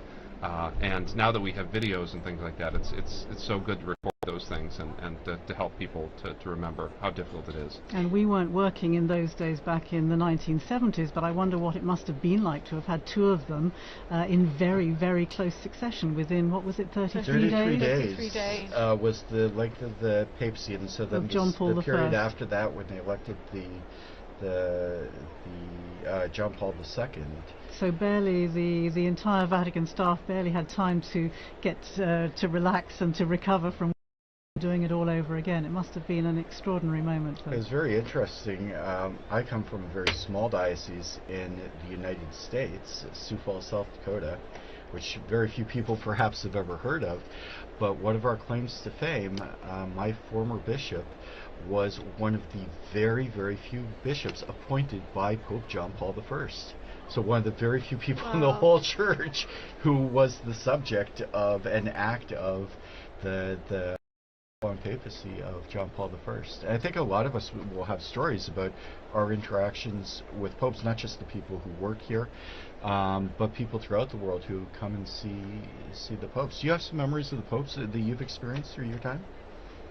Well, Pope Francis memorably invited all the Vatican staff. As far as I know, it was the first time for something like this, but he invited all of us to join him for the masses that he instigated in Santa Marta Chapel, where he chose to live rather than in the Apostolic Palace, and he began the tradition of giving a sermon every morning in the Santa Marta Chapel, and we were all invited to go along. So I think it was maybe a month or two after his inauguration, the inauguration of his papacy, that I was able to go along, and that to me was an extraordinary moment.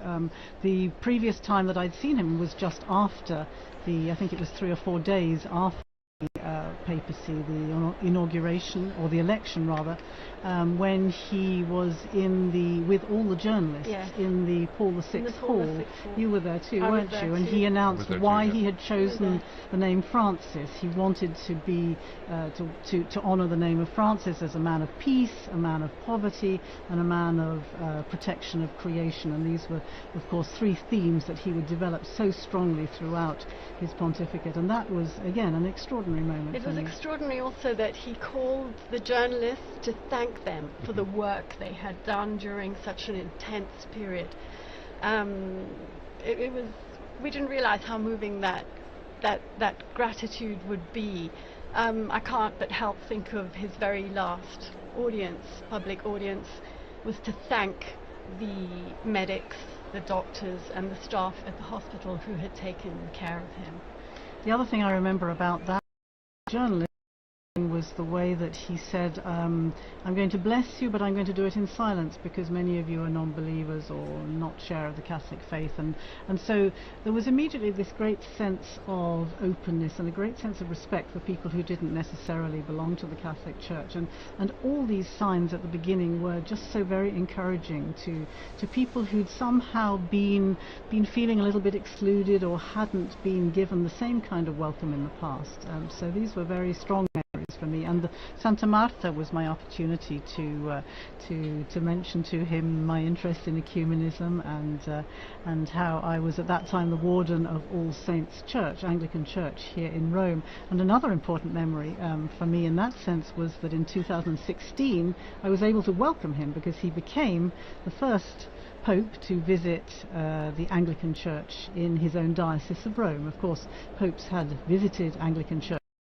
Notably, John Paul II in 1982 became the first Pope to travel to England since the Reformation, and going into Canterbury Cathedral. Of course, there have been many papal visits to Anglican churches, but for the Pope to come to the Anglican Church in his own diocese was an extraordinary moment, and it was marking the 200th anniversary of our community here in Rome, and he came and gave had a great conversation with people. It was a beautiful liturgy, and it was on that occasion, if I'm not mistaken, he announced he intended to visit South Sudan together with the Archbishop of Canterbury and the moderator of the Church of Scotland. That hadn't been. There was a bit of an uproar because it hadn't been officially announced by the Vatican, but he announced he intended to go anyway, which was typical of the Francis style, wasn't it? Absolutely. Do you have any memories? Well, yes. It's funny that all 4 of us were at that journalist audience. That was an enjoyable day. But he joked that day too. Remember when his papal name about how whether I may have gone with Adrian the VII, as the great reformer, but he didn't live very long. So, and then he said, well, I could have taken Clement, the Pope that suppressed the Jesuits, and so that got everybody loosened up, and I thought that was a really charming way. But I do also remember a moment with Pope Benedict. It was a strange one. We were in Valle d'Aosta after we'd been in Rome for a while, so we were away from Roman things, and we were driving through town, and it was there's traffic. I was like, this is like Roman traffic. I mean, why is there so much traffic up in this little corner of Italy? And I turned my head, and right next to me was Pope Benedict. He'd just been taken to the hospital after he'd broken his arm when he was on vacation there. And so he was right next to me and my family in the car, like going the other way on the street stop. Did you wave? We waved, yes. So we're looking at the screen here. We're looking at the square getting close to be a time for smoke. What do you think? Well, we're expecting the vote to take place shortly after the Cardinals went into conclave, the first vote this evening. But as a lot of people have noted, it's pretty well known, this is the largest group of Cardinals ever to enter into conclave, 133. If you watch the broadcast of the entrance, it takes a little while for 133 mostly elderly Cardinals to get up, to cast their vote, for the votes to be counted. We heard Monsignor Burns' very excellent elaboration of that process. So we're not sure how long it takes, and I think that's a challenge for all of us, but also for the people coming in the square. If you were watching at the beginning of the broadcast, the square was not empty, but there weren't a whole lot of people there, and they've been filtering in. It's really filled up. It's really filled up. All remember previous conclaves, when the white smoke comes out, everybody in Rome is going to be coming to St. Peter's Square. But just to talk a little bit about the process this evening, we are expecting a vote perhaps around 7:30 in about 10 minutes, but there's no precise timing. So it could be any time, and we will have people watching for that first wisp of smoke, and then to try and determine what color it is. And Phil, Linda, maybe you can tell us a little bit about what we can expect in the next couple of days in terms of looking for the smoke and the outcome of the different votes in the Sistine Chapel. Well, the one interesting thing I've just discovered is, as you were saying, there are two separate votes. Ovens, yeah. Okay. Well, just one on the first day, right? Just one on the first day, but as from tomorrow morning, 2 in the morning and 2 in the afternoon. So should the smoke arise in the middle of one of those sessions, it'll be white for sure. That's right. Yes. Right? That's because if it's they go immediately to a second vote if it's a failed vote, and so that means we won't get smoke until around noon.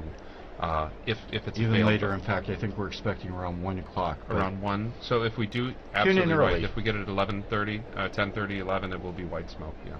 I heard an interesting little detail. You were talking about people rushing from around Rome. When people hear the news, they tend to gather in the square to see who the new pope will be. I read a lovely detail from the English College, the Venerable English College, where the seminarians from the UK trained to become priests, and there was obviously a question about were they allowed to run out of their classes if they heard news of course all of them will have their cell phones, I imagine, so they'll get news almost within seconds of it happening, and apparently there has been a ruling from the college that seminarians are allowed to get up in the middle of classes and to go and congregate in the square to acclaim the new pope if and when it happens during the day. I remember I was a student at the Angelicum during the election of Pope Benedict in 2005, and that same question came up. Of course, John Paul had been pope for almost 27 years, so a conclave was a new thing. And the college didn't make any determination, so the classes were going on during the conclave, and as soon as it became evident that the Pope had been elected, there were people who left class. And I remember some of the professors being horribly offended that the students had left for a truly momentous historical occasion. And the Angelicum, I'm sure that was the reason for their determination this year. They put out a specific statement. They announced it on social media. As soon as we get news of the white smoke, classes are suspended with immediate effect. The adoration in the chapel at the Angelicum will be closed with benediction so that everybody who wants to can come to Rome, can come to St. Peter's Square and be there for the announcement. When we do get the white smoke, I think you'll all remember, there's a period of time between when the smoke comes out. It's about 40 minutes. We're expecting about 40 minutes to an hour between the white smoke and when the Pope has gotten his robes together. He has prayed for a while. They've organized themselves. So about 40 minutes to an hour.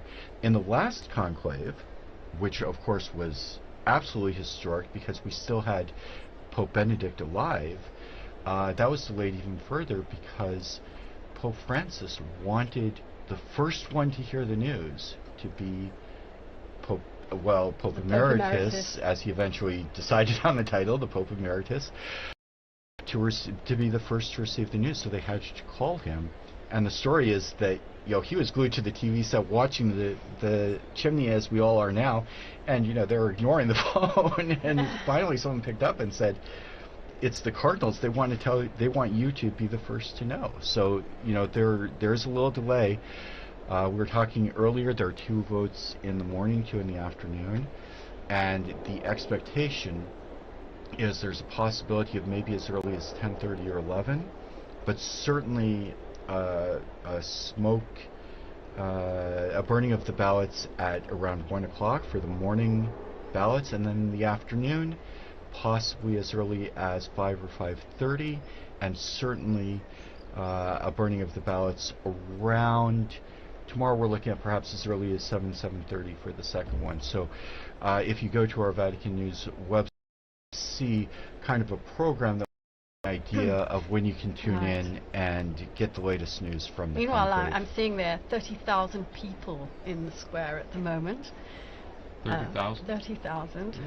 And that will increase until the smoke comes out. Yeah. But also, we haven't had an election on the third ballot. We haven't had an election on the second ballot. We have had an election on the third ballot, but not since 1939. And so both Francis and Benedict, I think, were elected on the fourth ballot. So that would mean the evening. Fourth, and Francis on the 5th, although there was a little confusion which came out subsequently, and as we heard from the oath, the popes can allow people to speak about some aspects of the conclave. That's entirely up to the new pope's discretion. And there was apparently an extra blank ballot added to the vote, so that when they counted all the ballots, they had to immediately vote, because they want to make absolutely certain that there can be no question about the valid election of the Pope. We know historically that there have been some contested elections. Occasionally, yes. It's being a very important position. There's sometimes been 2 or even 3 claimants to the papacy. We haven't had that in about 600 years. But the last Pope before Benedict to resign, Gregory XII, was one of the 3 popes who they all were either deposed or resigned in order to have the election of Martin V, who restored the papacy to Rome, began the Renaissance here in the city, where we get so many of these beautiful buildings and so many of these beautiful traditions. So we've all been reading hard about what happens after the Pope steps out onto that balcony of blessings. I think it's called the loggia. It will be the protodeacon, right, will announce the Habemus Papam. Unless the protodeacon is elected, and then we'll know even quicker. Then we'll know even quicker.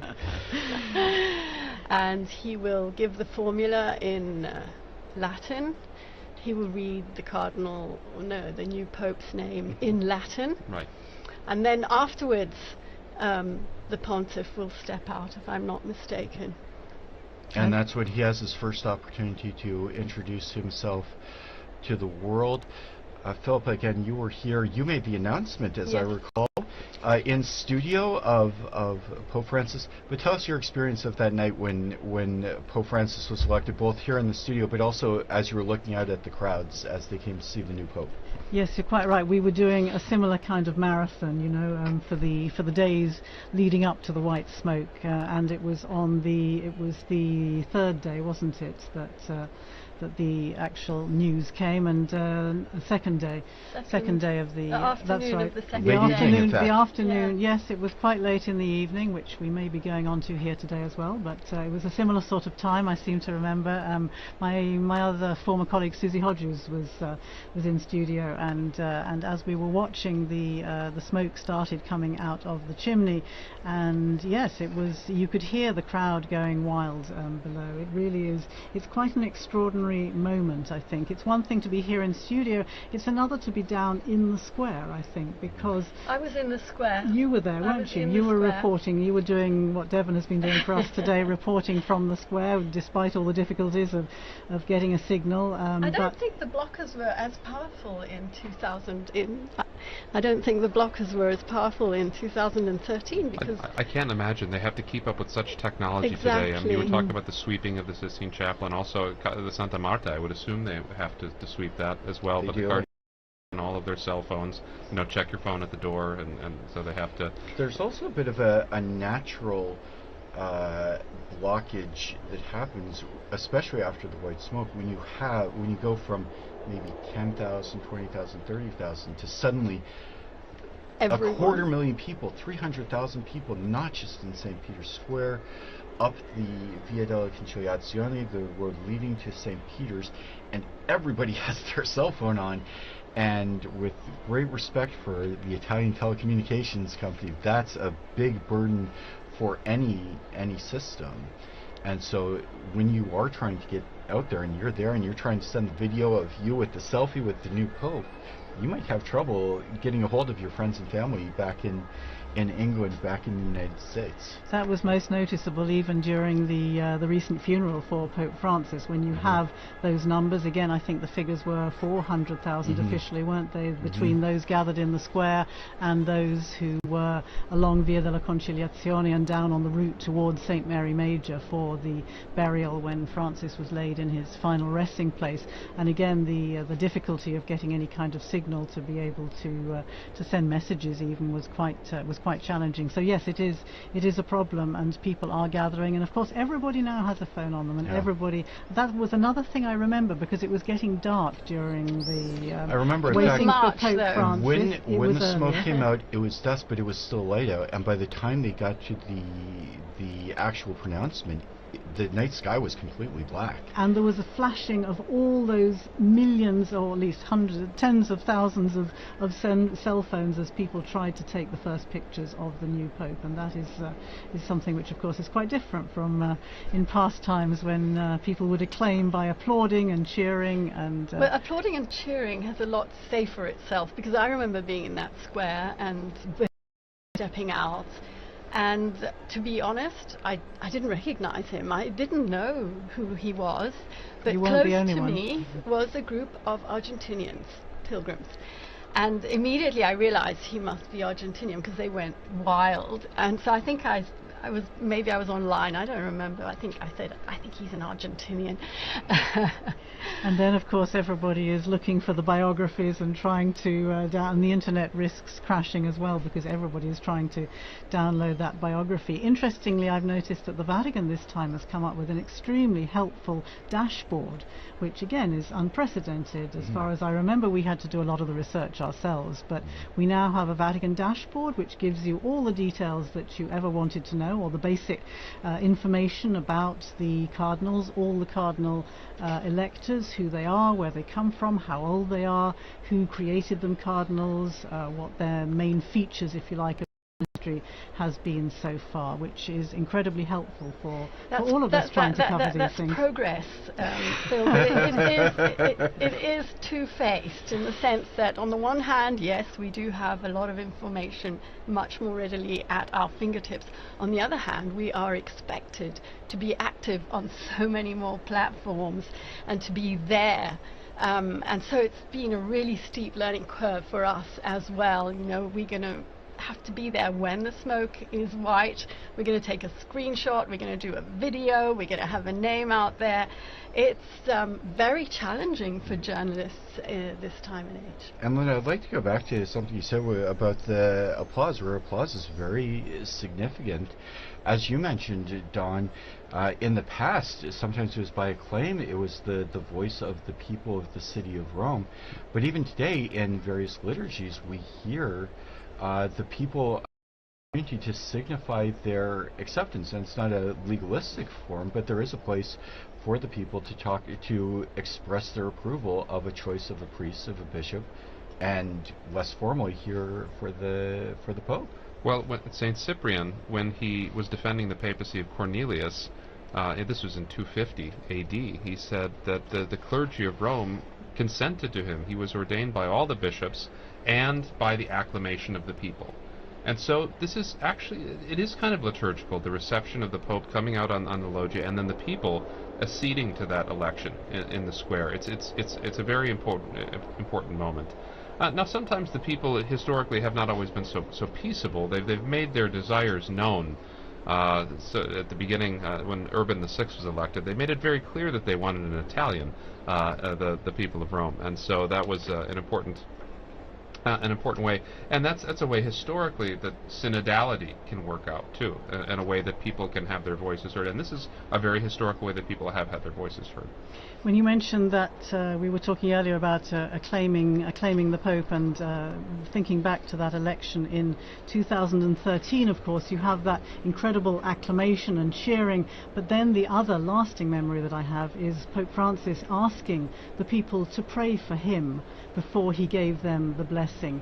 And in an instant you had however many the people there were in the square falling silent, and so you had this extraordinary contrast between the noise of the cheering and the applause and then the silence as he stood there for really quite a long time with asking people to pray for him and to pray for his new ministry. That was really quite something unusual, I found. The sentry seagull is back, waiting for the waiting for the news. Waiting for the news. I'm reading something quite unusual for me. I'm reading that it could even be possible that today, in the Sistine Chapel, the Cardinals have actually not voted, and therefore there will not be a signal. It's a remote possibility, but it exists. Yeah, all the procedures that govern everything from the moment we learn of the death of the Holy Father, or the moment of his resignation, through the ceremonies to say farewell to the previous Pope, through the period of mourning, the organization of the conclave, how the College of Cardinals organizes the events, to the entry into the conclave, and all of the details of the voting are laid out very, very precisely in a document which we've heard many times, Universi Dominici Gregis, the name of the document that covers all of this. And what that document foresees is that normally the Cardinals would proceed immediately to a vote this evening. However, that's not an absolute, and there is admittedly a pretty remote possibility that they don't proceed immediately to a vote. There's also what would be a very strange possibility, but we've talked about this earlier, not unheard of, if the Cardinals should choose someone who is not in the Sistine Chapel, they might take a vote, but the vote is not formalized and elect a Pope, but the Pope is not elected until he accepts. So you wouldn't burn the ballots, you wouldn't see the white smoke, and meanwhile the cardinal electors would have to call outside the cardinal, probably make a phone call, and ask their choice to become Pope. And in that case, we would not see the smoke, and then people would really start talking. Yes, that would be a journalistic crisis for sure at that. And the question: when was the last Pope who was not in the conclave to be elected? It was Urban VI. It was that election right before the Great Western Schism. He was the Archbishop of Bari, and so they elected someone outside of the conclave, and so they had to send him notice of that. And it took a long while, and the people of Rome were relatively restless until they found out that, don't worry, we have elected an Italian, and they all went home and had a party. So. Meanwhile, as we've been chatting away here, the Cardinals are still gathered in one of the probably most magnificent chapels in the whole world, full of symbology as well. We all know the final judgment on the wall of the apse. We all know the creation on the ceiling, but there are a lot of paintings in there as well, including some Raphaels and a very symbolic Perugino, which shows Christ handing the keys to St. Peter. Delving into the bottomless archive of Vatican Radio, I found another program by Veronica Scaresbrick. It's a short one, this. She speaks to a professor of fine arts, Brina Ennis, who tells us about that particular fresco, which is part of the of Christ on the right-hand wall as you enter the Sistine Chapel.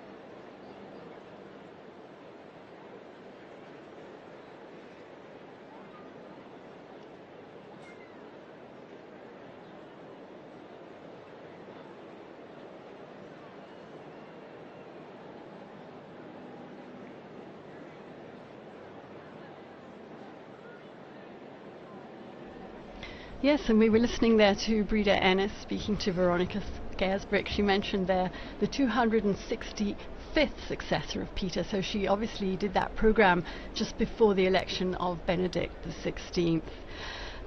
One element we haven't mentioned today, probably the most important, is the guidance of the Holy Spirit in this process. This morning the Cardinals gathered in a very important Mass, the Mass for the election of the new Pontiff. The Mass was presided over by Cardinal Giovanni Battista Re. He's the Dean of the College of Cardinals. And he asked the participants in the conclave, the cardinals, to join in prayer to ask the Holy Spirit for guidance. Well, that's very important. He recalled the reading in the Acts of the Apostles, how after Christ's ascension into heaven, all were united and persevering in prayer together with Mary.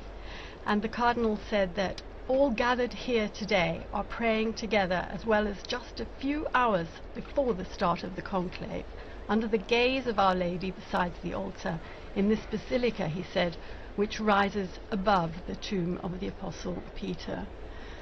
Professor Prudler, how important is this element?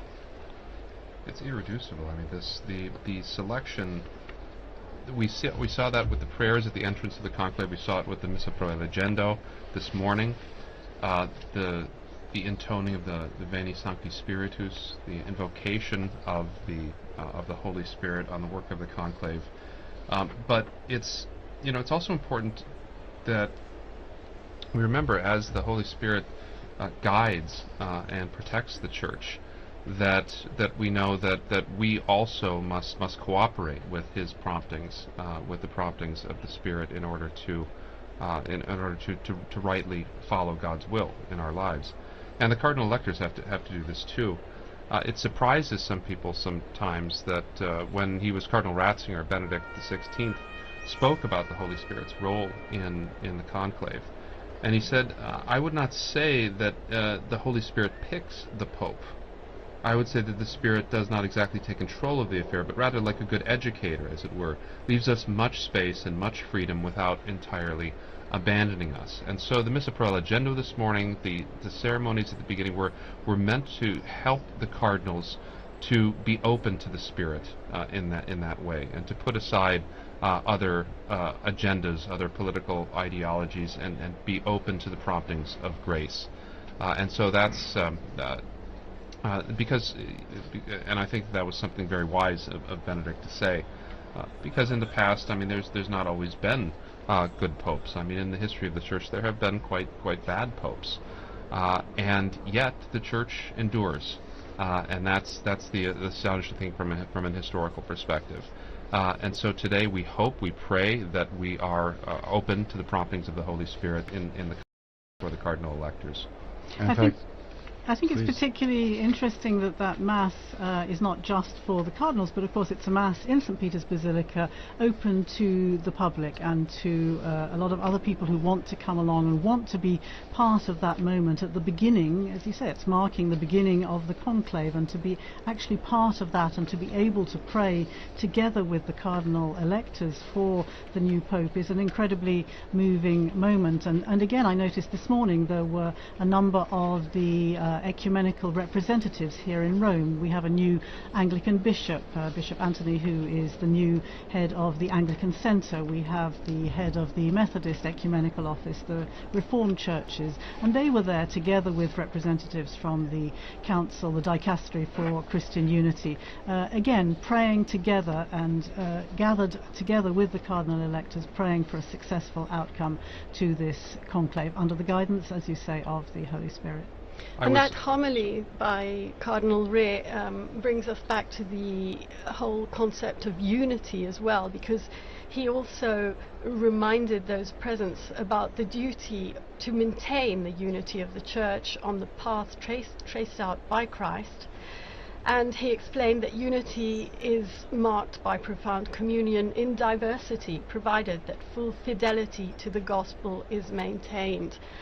unity in a fractured world is even more poignant. We're living in a time in which the world is so divided. Just last night we learnt of yet another conflict, and I'm referring to the clashes that erupted between India and Pakistan, as every day we remember Gaza, we remember Ukraine, we remember Myanmar, we remember South Sudan, we remember Sudan. Unfortunately, the very, very long. So we really do need a moral compass back in this world. I thought it was interesting during the lead up to this conclave to see the Cardinals actually issuing a statement just ahead of their gathering here in the Sistine Chapel, issuing a statement calling for peace, calling for an end to conflicts, mentioning particularly Ukraine and Gaza, but as you say, by implication the many other conflicts that are going on around the world. Of course, peace and an end to conflict was such a key theme for Pope Francis, and I thought it was particularly significant that the Cardinals felt it necessary to show that they were absolutely following in this direction, and therefore that these, if you like, considerations that go way beyond those of the Catholic Church and of the Christian world, but the need for dialogue, the need for mediation, the need for peacemakers in our world is particularly on their minds at the moment. And it'll be interesting to see. Of course, we know that there have been that there are cardinals representing countries. I think it's more than 70 countries across the world. Is that right? 70, around 70 countries, yes, more than 70. And therefore, obviously, these political considerations are of extreme importance, alongside all the other church business, of course, that they will have been discussing. And that communique that you mentioned, Philippa, was issued yesterday. We, the Cardinals of the Holy Roman Church, meeting in general congregation before the beginning of the conclave. That's the meetings that they hold in anticipation of the election. We, the Cardinals, noting with regret that there's been no progress in advancing the peace process in Ukraine, in the Middle East, and in so many other parts of the world.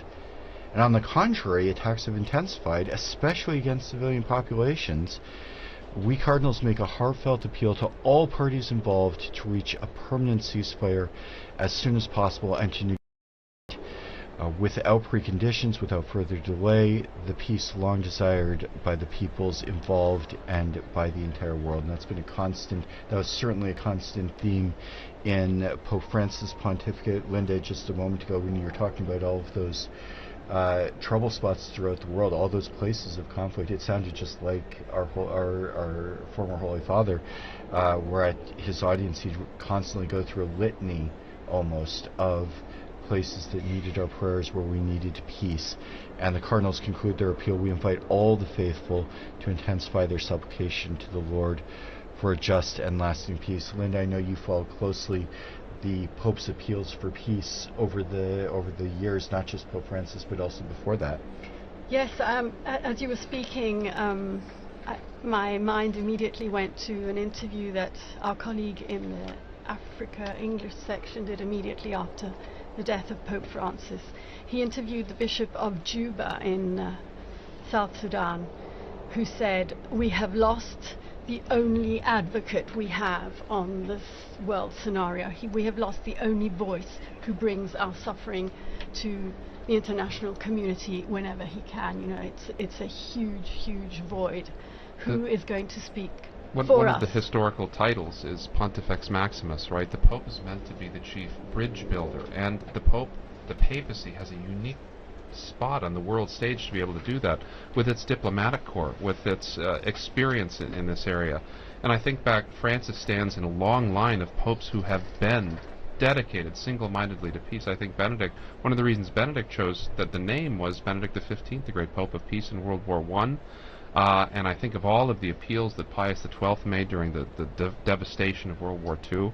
And so the papacy is a beacon and needs to continue to be a beacon for these peacemaking movements in the world. Coming back to South Sudan again, yes, popes have traditionally been peacemakers, people appealing for peace, but I think one of Francis's great strengths, of course, was his gestures, his ability to speak through gestures. And thinking of South Sudan, another thing that really comes to mind was the time that he met with the South Sudanese leaders, the president and the vice president, who were at loggerheads with each other. The conflict had been dragging on. He invited them to the Vatican for that session with the Archbishop of Canterbury and the moderator of the Church of Scotland, and I'm sure you've all seen the pictures where he gets down on his knees with great difficulty, and he gets down on his knees to kiss the shoes of these leaders in an extraordinary symbolic gesture of humility, to say to these leaders, these military leaders, stop the fighting. You've been elected to serve your people. And these are the gestures that I think sadly hasn't seemed to have been able to put an end to the war in that country, but very, very poignant and powerful gestures which will remain with us. And let's remember all the times the popes have gone to the United Nations. We'll never forget Jamais plus la guerre, Pope Paul VI, and then Pope John Paul II, and Pope Francis. They have all been to that incredible forum, that family of nations, to say stop fighting, listen to the voice of the people. And as Pope Francis very famously wrote in his encyclical Laudato Si, heed the cry of the earth, heed the cry of the poor. It's an incredibly important role. And I think you mentioned Pope Paul's very heartfelt. You could see it on his face when he cried out, "Never again war, never again war."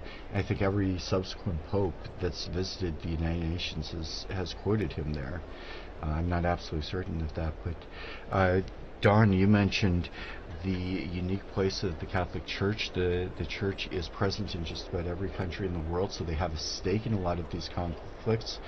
Some places the Church is very small. Mongolia has a community of a few thousand people. 1,500 Catholics. With the Cardinal, though. Right? But with the Cardinal, who we saw today.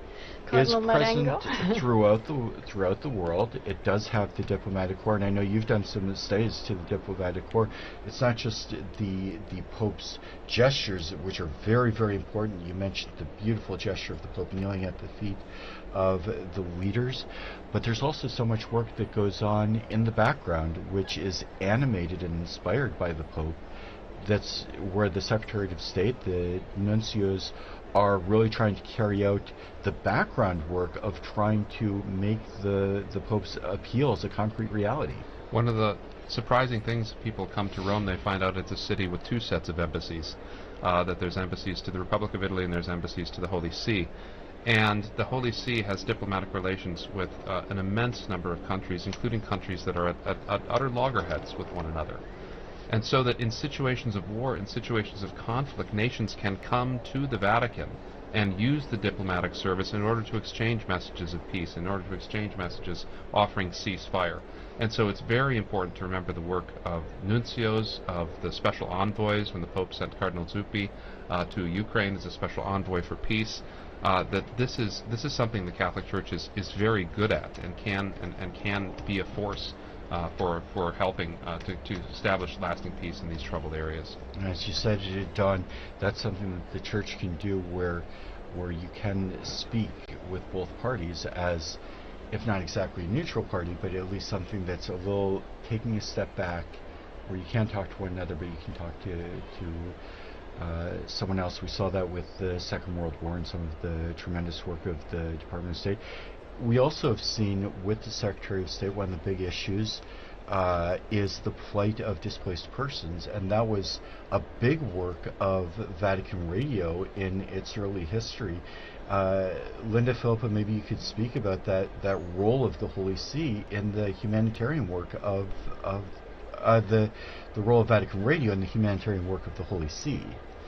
Well, I think you're probably referring to the Second World War, right? Especially, yes. When the radio started a service announcing the names of prisoners of war, in order that people could tune in and hear whether their husbands, their fathers, their brothers were in these prisoners of war camps following the Second World War, and that was, as I say, way back after the Second World War. But of course, if you're talking about the plight of displaced people, then much more recently, during this past decade, of course, we think of how significant an issue, I would say a top priority, this was for Pope Francis. Hard to forget that the first place he chose to visit after his election was the tiny island of Lampedusa, down to the south of Italy here.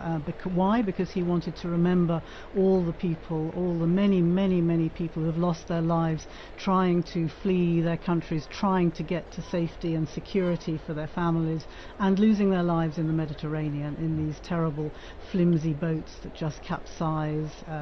And so these kind of, again, the image of him throwing that those flowers into the wreaths of flowers into the sea from the boat to remember the people who'd lost their lives. Speaking with other migrants who had successfully arrived in Lampedusa on that first visit, it was a theme that he started out that way, and he continued to do that all the way through his pontificate, to remember migrants and refugees and people seeking peace, seeking safety, seeking decent standards of living. It really was a top priority for him, I think.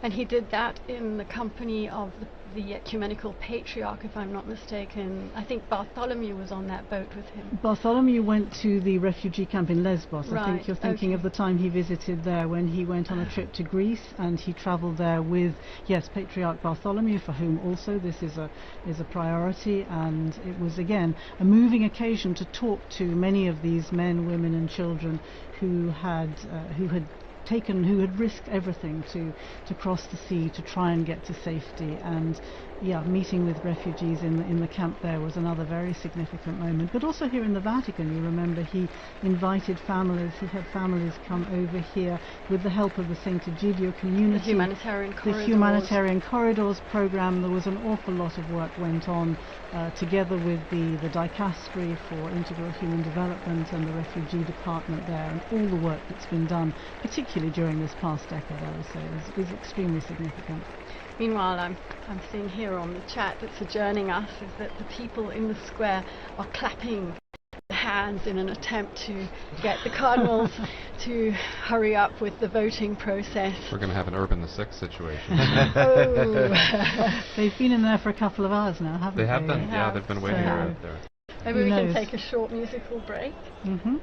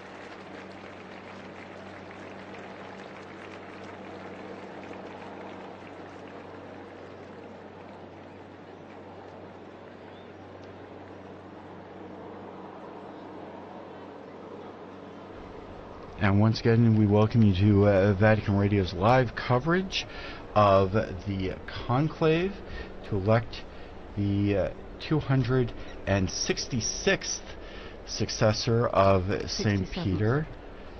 267th Pope, 266th successor, I think is last count. But that's actually an interesting point, because the official list of popes has changed numerous times over the years. And in fact, there was a change in the 20th with different popes who had traditionally been counted as popes suddenly struck from the list, and perhaps some other clarification from historical scholars. Well, so you have things like Benedict IX, who was pope 3 different times, and then John the 20th that didn't quite make the list eventually, and so they had to skip one.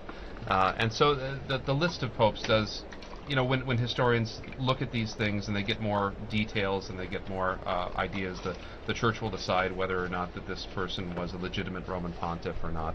Because this is an important question. This is a Catholic fact. We have to know who is the Pope. We have to know because Christ promised this to his Church, and so it's critical that we know who and what are. But so sometimes in the dim recesses of history where we have too few records, it's difficult to say for sure. I'm not a historian myself, but of course the medallions in the great Basilica of St. Mary Major that contain the images. Now that's St. Paul's Basilica outside the walls. St. Paul's outside the walls, yes, you're right. Yeah. But presumably the number up on the wall there is what we consider to be the official tally, is that right? Not quite, in fact, because at least a few anti-popes are up in medallions, including my personal favorite, at one time considered a pope, now considered an anti-pope, Pope Christopher, the one and only. He's one of them that they struck from the list due to the rather odd circumstances, untoward circumstances regarding an election of his accession. Well, if you are just joining us, we are entering the third hour of our coverage of the conclave. We are anxiously awaiting smoke to appear from the chimney in above the Sistine Chapel. That's still not happening. As we heard just a little while ago, the crowds that have now gathered in St. Peter's Square are getting a little enthusiastic in their expectation of the Pope. Our third hour, I would like once again to thank our television and radio partners, including EWTN TV, Catholic Faith Network in America, Shalom World Television Network USA, Atmadarshan TV, Catholic TV, Mada TV India, and Uganda Catholic Television, UCTV, as well as radio partners Luminous Radio and Radio Katipunan in the Philippines. I'm here with our very learned guests, Philippa Hitchin and Don Prudlow, and perhaps we could talk a little bit about what we can expect. Some of us have been listening to our broadcast now for a couple of hours and maybe wondering what's happening and what's going on right at the moment. Well, I think they're getting ready to burn the ballots. Meantime, another thing we've all been chatting about in the run-up is what name will Pontiff choose, because it's a long-standing tradition that the baptismal name is changed, but it hasn't always been so, if I'm not mistaken. But we do know that the first act of the new Pope, immediately after accepting his canonical election as the Supreme Pontiff and before fulfilling other obligations, is the choice of his name. And this name is announced famously on the loggia by the Cardinal Protodeacon after the famous formula Habemus Papam, followed by the Pope's baptismal name in Latin. So Francis was the first Francis. I remember we were going, we're going to call him Francis the First, and we were told, no, it's just Francis, he is the first. But it's an old custom that apparently emerged as early as the first millennium of Christianity, and I'm reading here, Professor, because it's 1,500 years old, so it is a pretty well-established custom. And can you tell us anything about the popularity of certain names, why they became so much more popular than others, why Francis perhaps was never chosen until this last pontificate? Well, there have been a series of quite traditional names. I mean, there's a good list with 266 popes to choose from. There's good, and it ties people back into continuity with the past. Benedict, naming himself after Saint Benedict, and after Pope Benedict XV, the Pope of Peace. I tend to think Pope Benedict XIV, the great scholar pope as well, that he tied himself to. But and then you had the innovation of John Paul, right, having the two papal names. And he will be, if there ever is another Francis, he will have to be Francis I. I mean, he doesn't have any choice. He will be Francis I. He will have to be Francis. If there's a Francis II, there's going to have to be. Yeah, he'd have to be retroactively promoted to Francis I. But this is a great moment, because it's the first time that we can get an insight into the mind of the new pope when they have this name. So, for instance, if, as a lot of people think, the new pope may choose the name Leo, we know that that's probably in line with Leo's great work with social justice, with Catholic social teaching, but also, hopefully, Leo's great work with Catholic academics as well. But how many Leos have there been? Well, he would be Leo the 14th.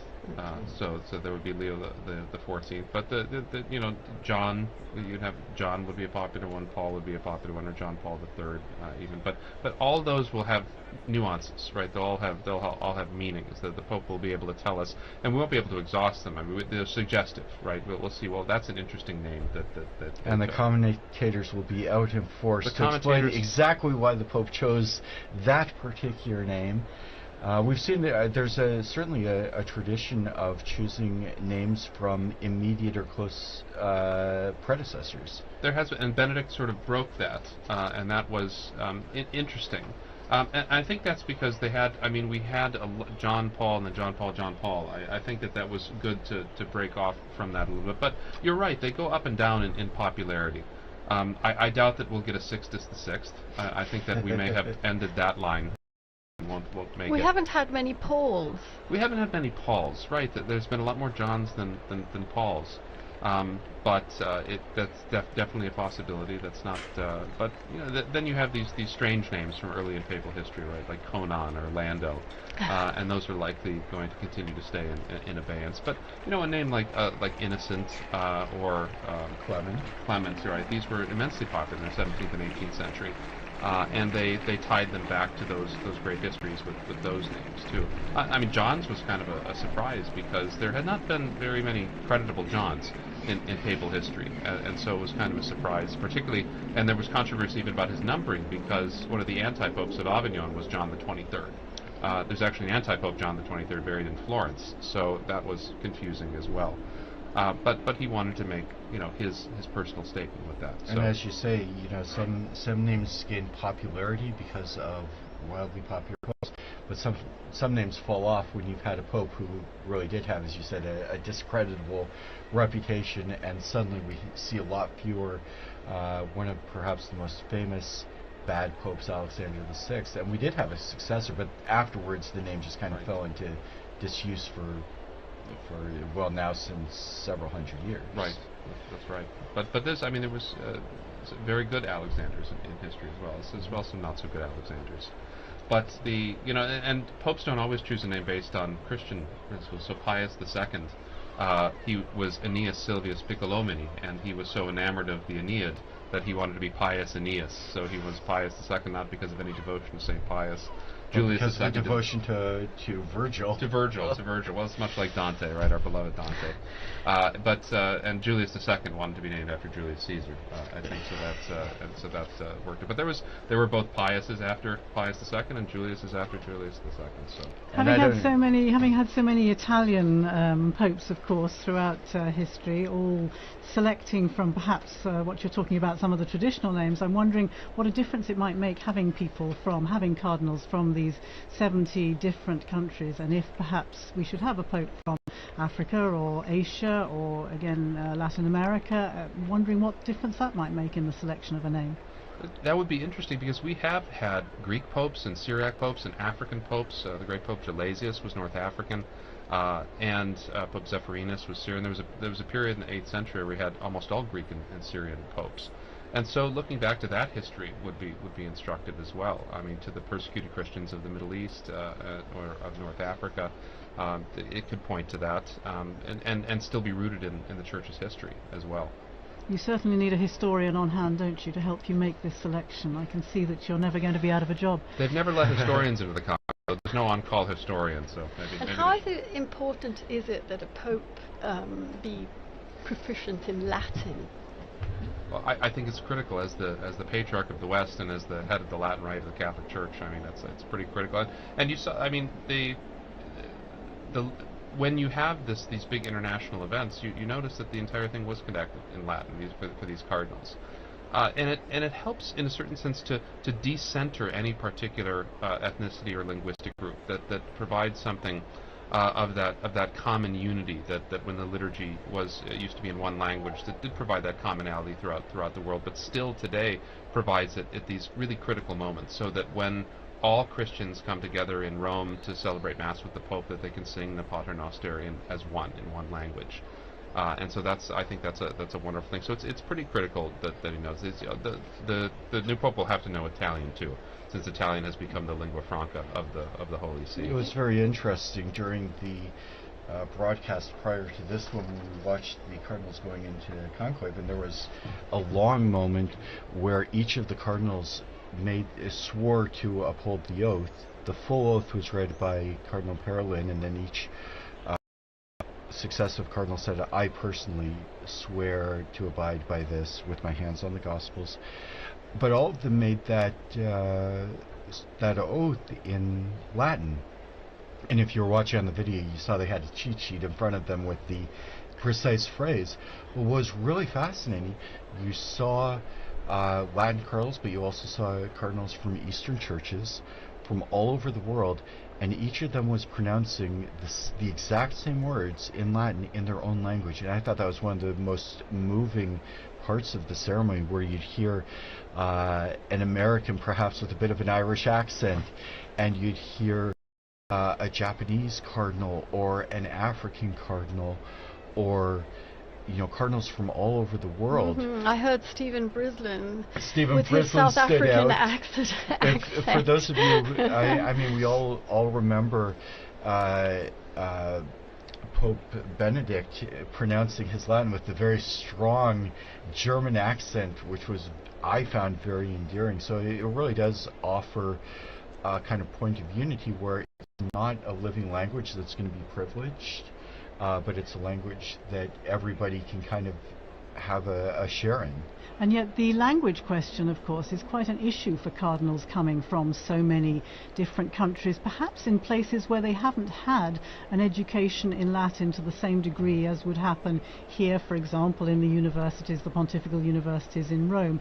Even in the general congregations and so on and so forth, what is the general rule language that is spoken? You mentioned the need to speak Italian, of course, if you are elected Pope, because that is the language. As the Bishop of Rome, you're expected to have a good command of Italian, but that isn't necessarily the case for a lot of these men, is it? Several popes have reiterated the importance of learning Latin, and so, because I mean that's the language of canon law and of all official documents in the Catholic Church. It's really critical that we help to form young priests, especially in emerging countries.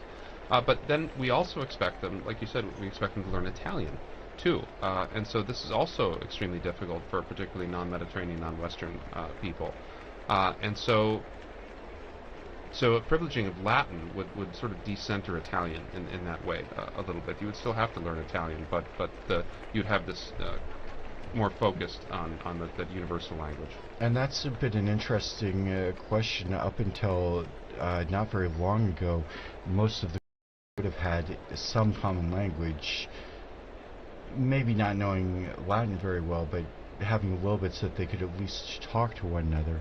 And we already saw in the general congregations before that in the various synods, the synods of synodality, where you have to come up with a language that people can understand, or make sure that different addresses, documents are translated into various languages.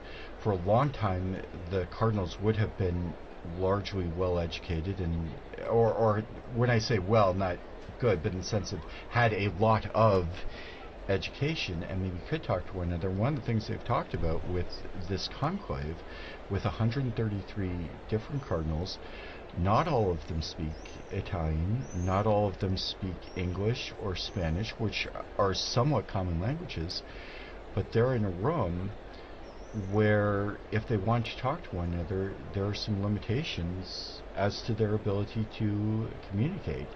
And that and we see it with synodality too, right? We often get shunted off into language groups, right? Which is sort of defeating the purpose of the whole idea. I mean, just it's difficult for us to conceive of, say, but Vatican II, to think back to Vatican II, and that the entire thing for 4 years was conducted in Latin, with everyone having an equal voice and able to discuss with one another in that. Now, it's possible that new translation software and things can come and make a difference like this, but having that common tongue has been something that's been very important to the Western world.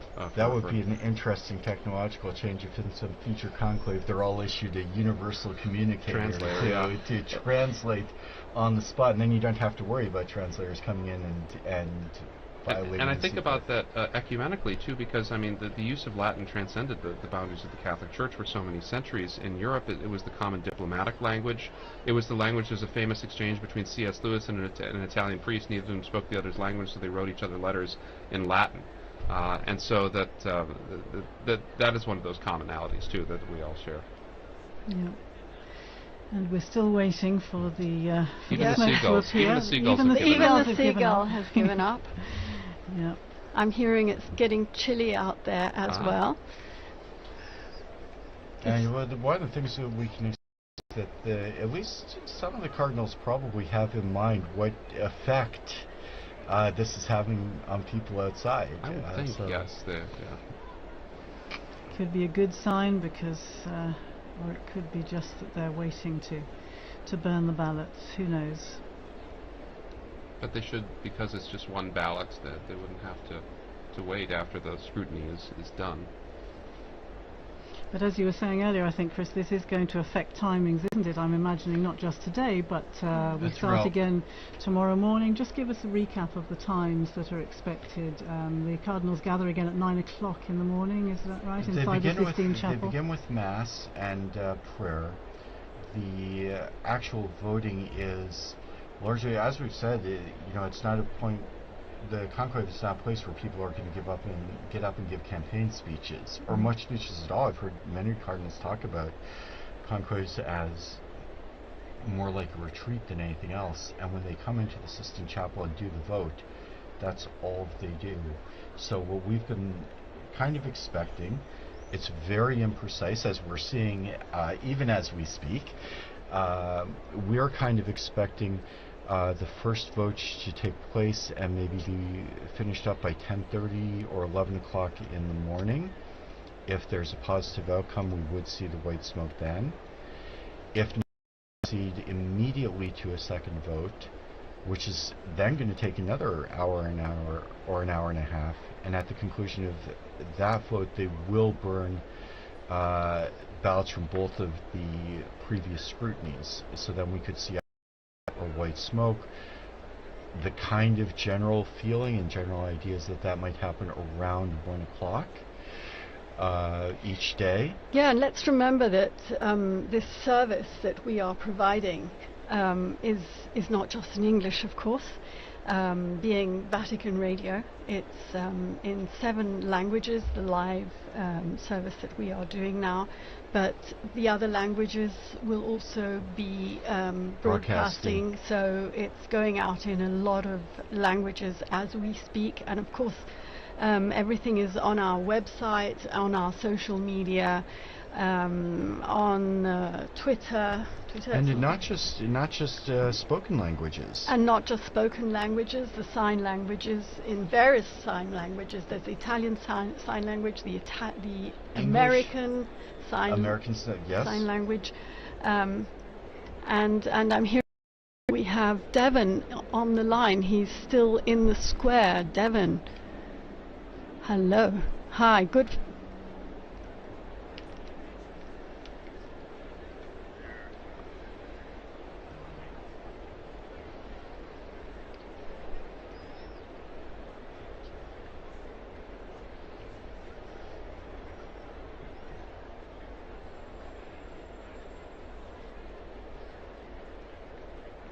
Is it getting dark?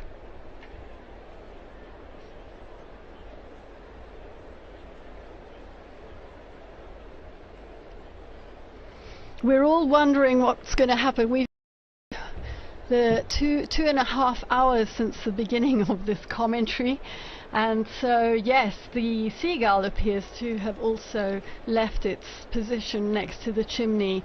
Perhaps also growing impatient.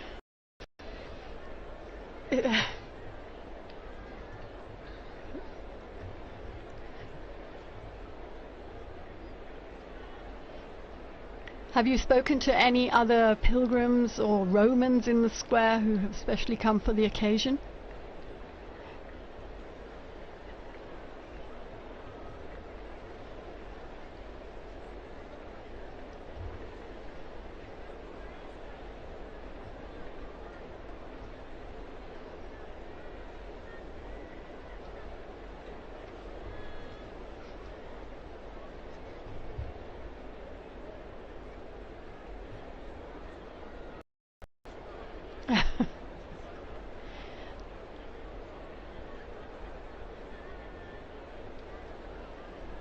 Absolutely.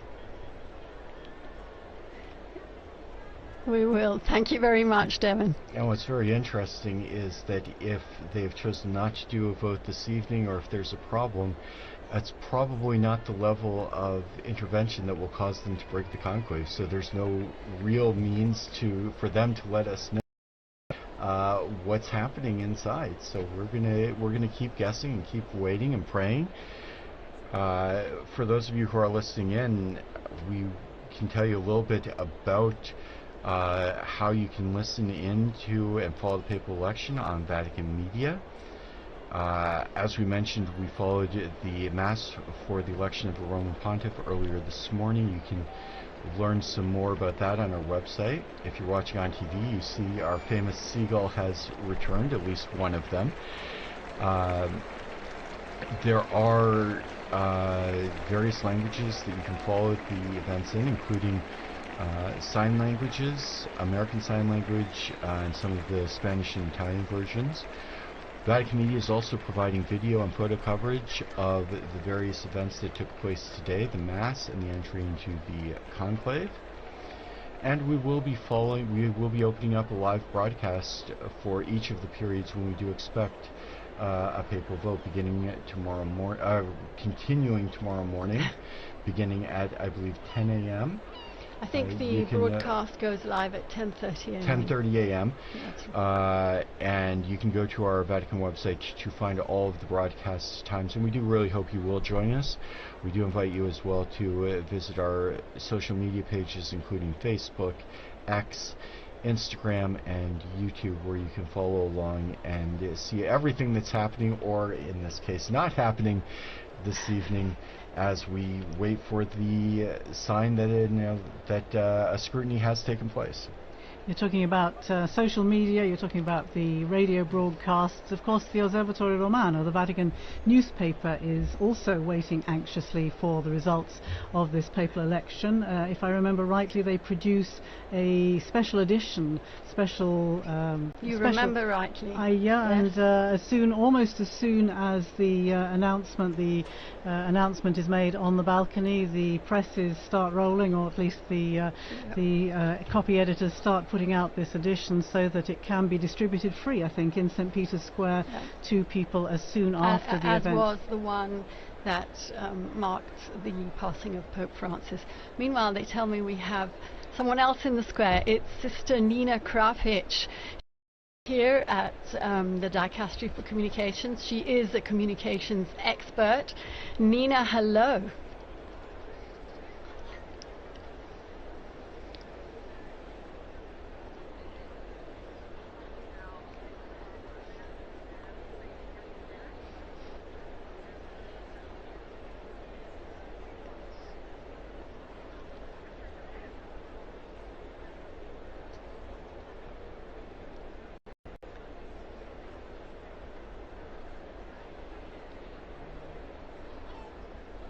It's your first conclave, isn't it, Nina?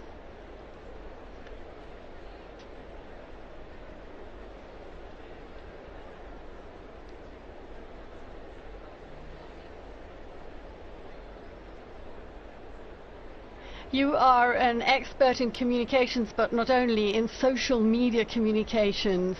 How do you think Generation X, the millennials, are following this conclave? How do you think? I was speaking about social media, which is very much your field, and getting the message out to the younger generations. How are they following this conclave? What kind of interest have you been perceiving from them? You are very young yourself, Nina.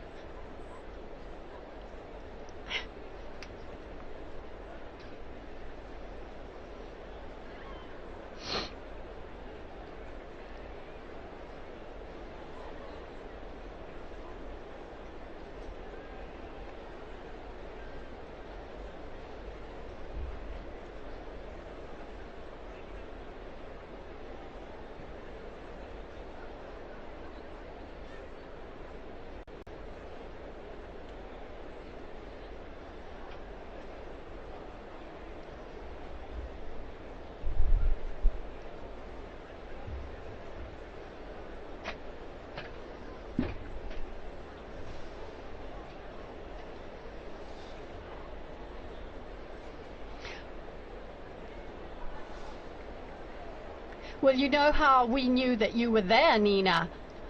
Leo, my son Leo, saw you on Instagram in the square.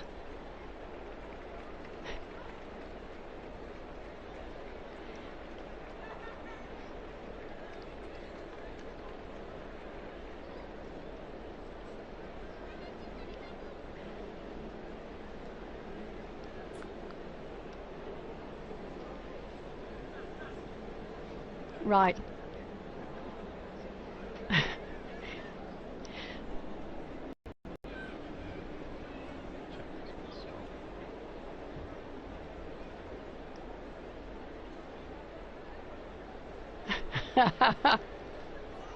A chimney and a seagull, yes.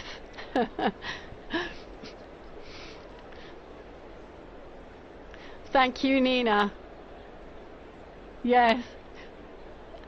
We'll be speaking to you again. Yeah, absolutely.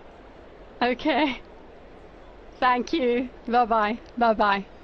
So that was Nina Kravish. She knows all about influencers and the dicastery that has understood very profoundly that it has to move with the times if it wants to keep up with the world, and has brought her in to study the role of influencers in communication and to talk to gatherings. She goes to speak at conferences about the church and communications with a very new voice. You need a dicastery of influencing. Interesting, though, that what we think of as the generation that likes everything instantly, that people should be standing there for an hour and a half, 2.5 hours now, watching a chimney without anything happening at all. So quite a turnout for the books, and interesting to see the reaction. Will people not be so interested over the coming days, or will that simply increase the tension and increase the interest? We'll have to see tomorrow what happens. Francesca's telling me the numbers have gone up. There are 45,000 people in the square at 20:35. That's 25 to 9 local time here in Rome. Well, it's still mercifully before Italian dinner time, but it's well past American dinner time. You were giving us the timeline, Chris, earlier on. Tomorrow in the morning, as you say, the Cardinals go in. They have 2 votes in the morning. Then they break for lunch, don't they? They do have a break in the afternoon. They will, after the second vote, if the first vote is not conclusive, they'll go immediately to the second vote. Then they do have some time. They'll have their lunch. There will be more prayers. Of course, each session of the voting in the Sistine Chapel is marked by prayer, especially to the Holy Spirit. We can take a look at some of the prayers that we saw today for the opening of the conclave. And then the expectation is, Don was just talking about Roman meal times, but time for a long lunch or a nap, and then they'll be back in the Sistine Chapel. Always in the seclusion of Santa Marta. Always in the seclusion of Santa Marta. I was struck, we've mentioned a couple of times, the movie The Conclave, and we've all seen various parts of the conclave, and I noticed a lot of the sets bear zero resemblance whatsoever to the places they're purporting to be. But going back to the schedule, we will have to have a vote in the afternoon. That's what's provided for in Universi Dominici Gregis. We'll begin coverage around 4 in the afternoon Rome time. And if there is a successful vote, we'll see the white smoke. Otherwise, we'll have to wait for a few more hours, and possibly the first smoke we might see in the afternoon in coming days might be around 5:30 or 6.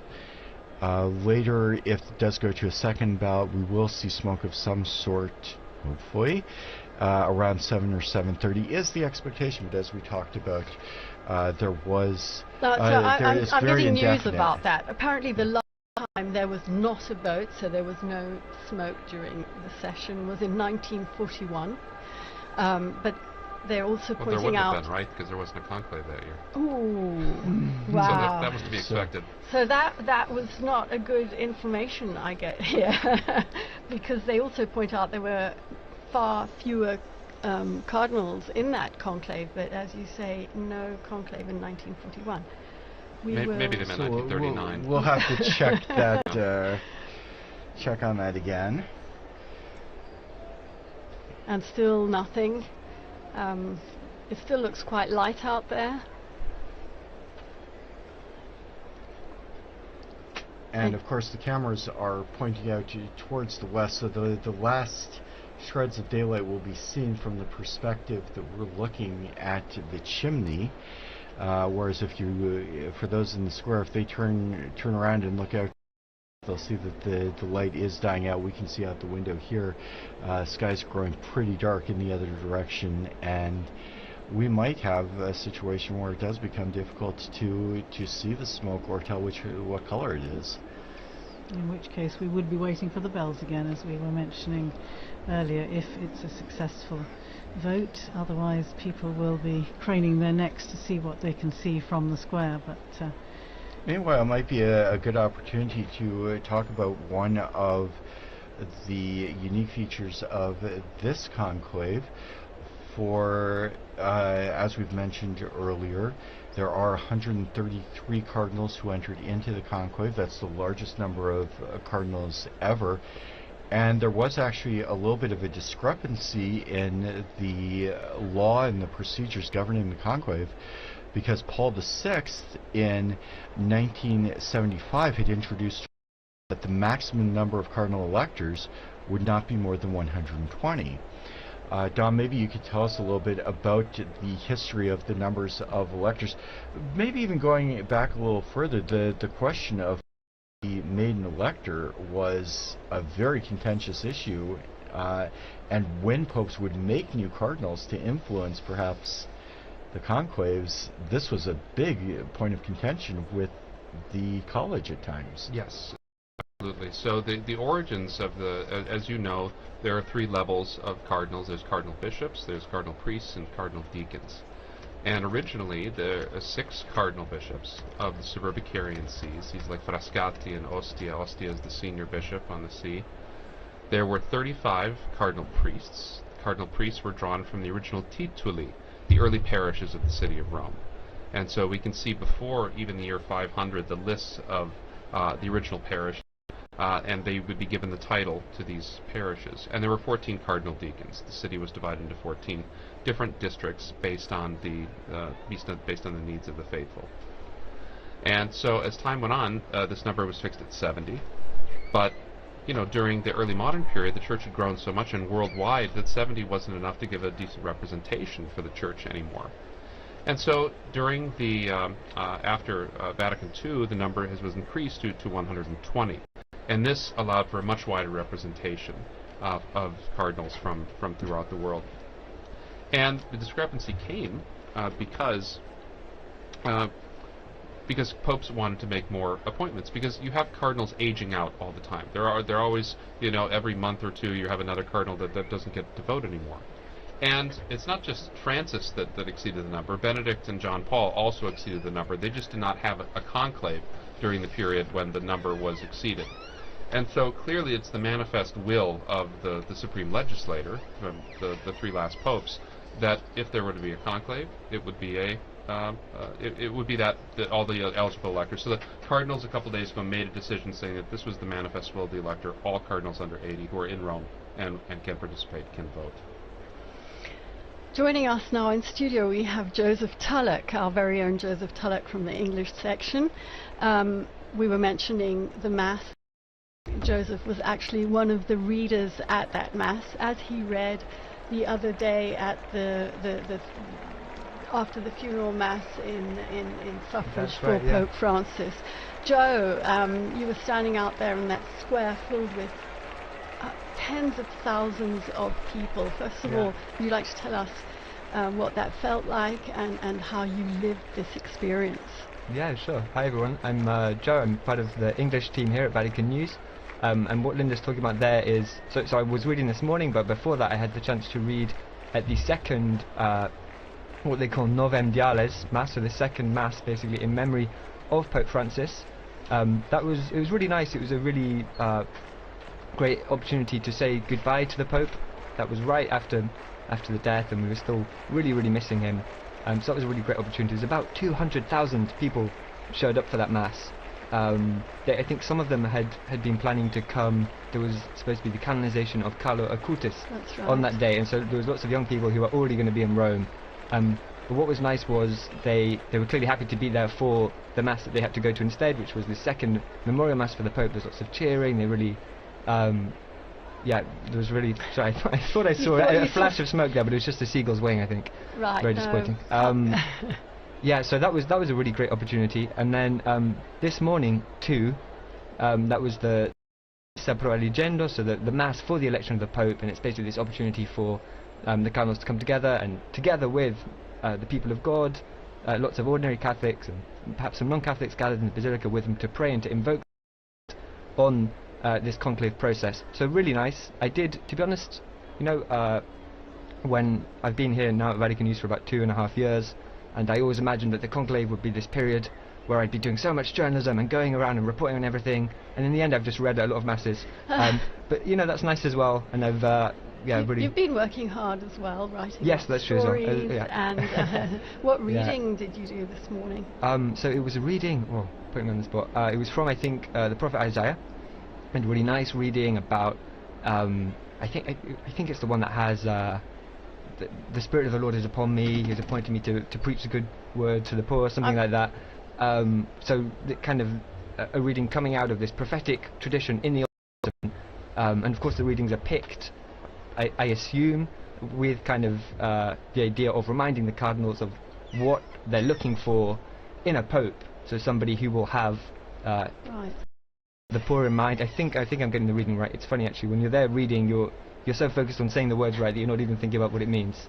So I may have misremembered what the reading was, but I think that was the one. Rightly, that it was focused on the characteristics that a new pope should hopefully have. So yeah, absolutely. Joe is going to be in studio with us again in these coming days as we await the smoke, unless at this point it could be white.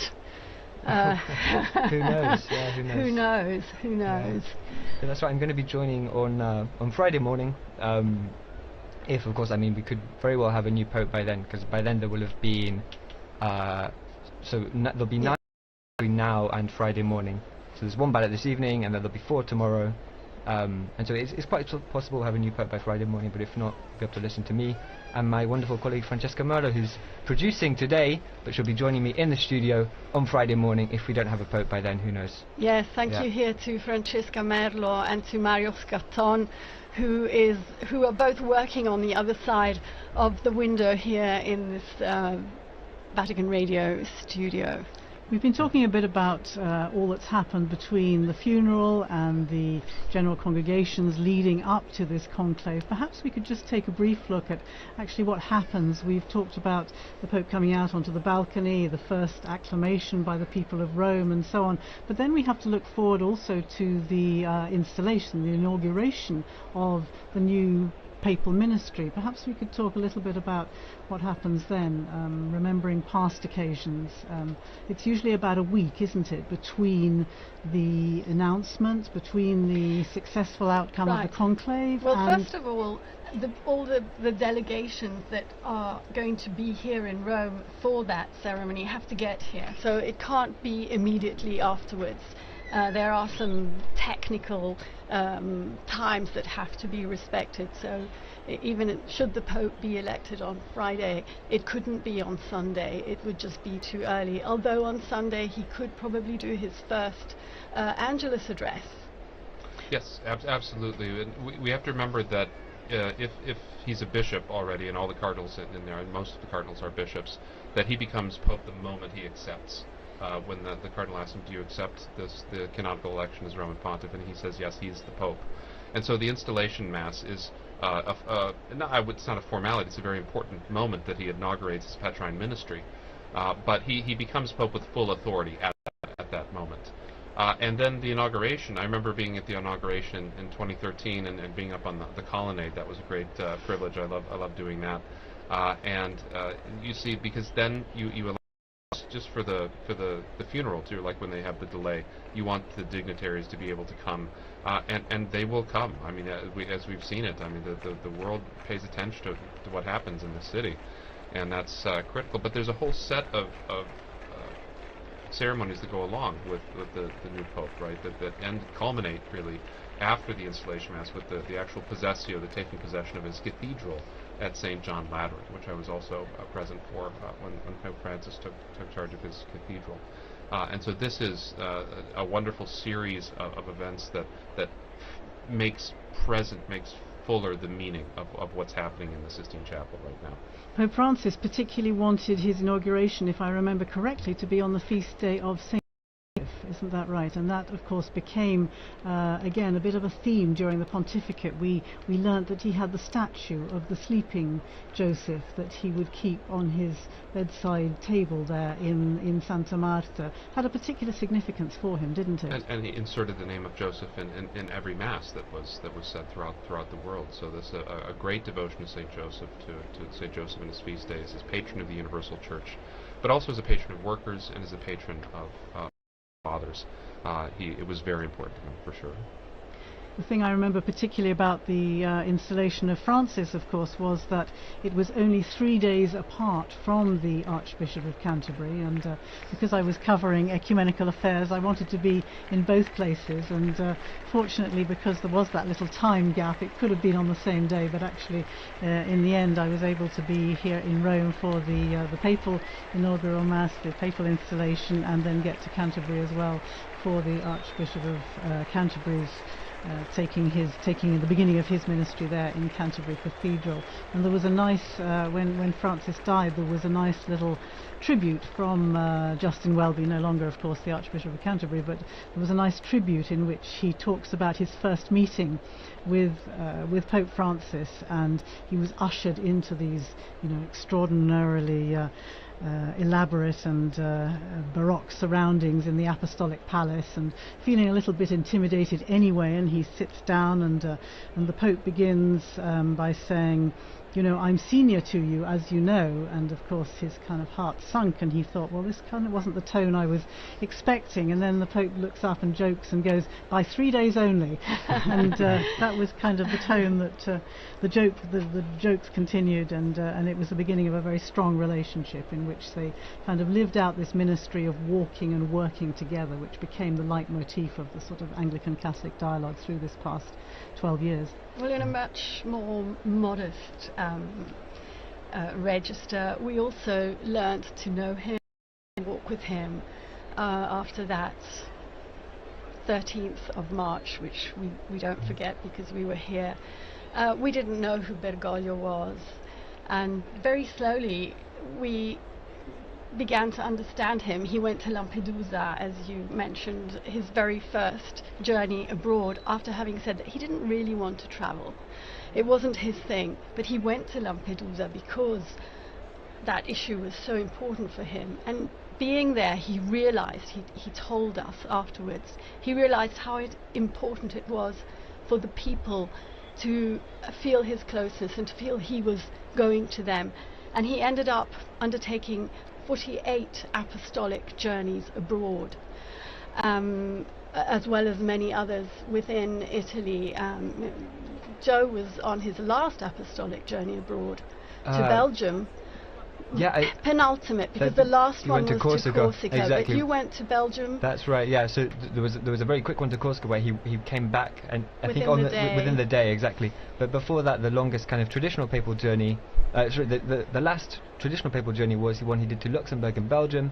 I was with the Pope for the stop he did in Belgium, and it was an interesting papal journey because it came right after this huge one that lasted several weeks across a couple of countries in Asia. So 4 countries. 4 countries in Asia. Asia and Oceania. Yeah, and there'd been some. So, for instance, he'd been in East Timor, where something crazy like 70% or 60% of the population turned up for a mass he celebrated, and these incredible scenes.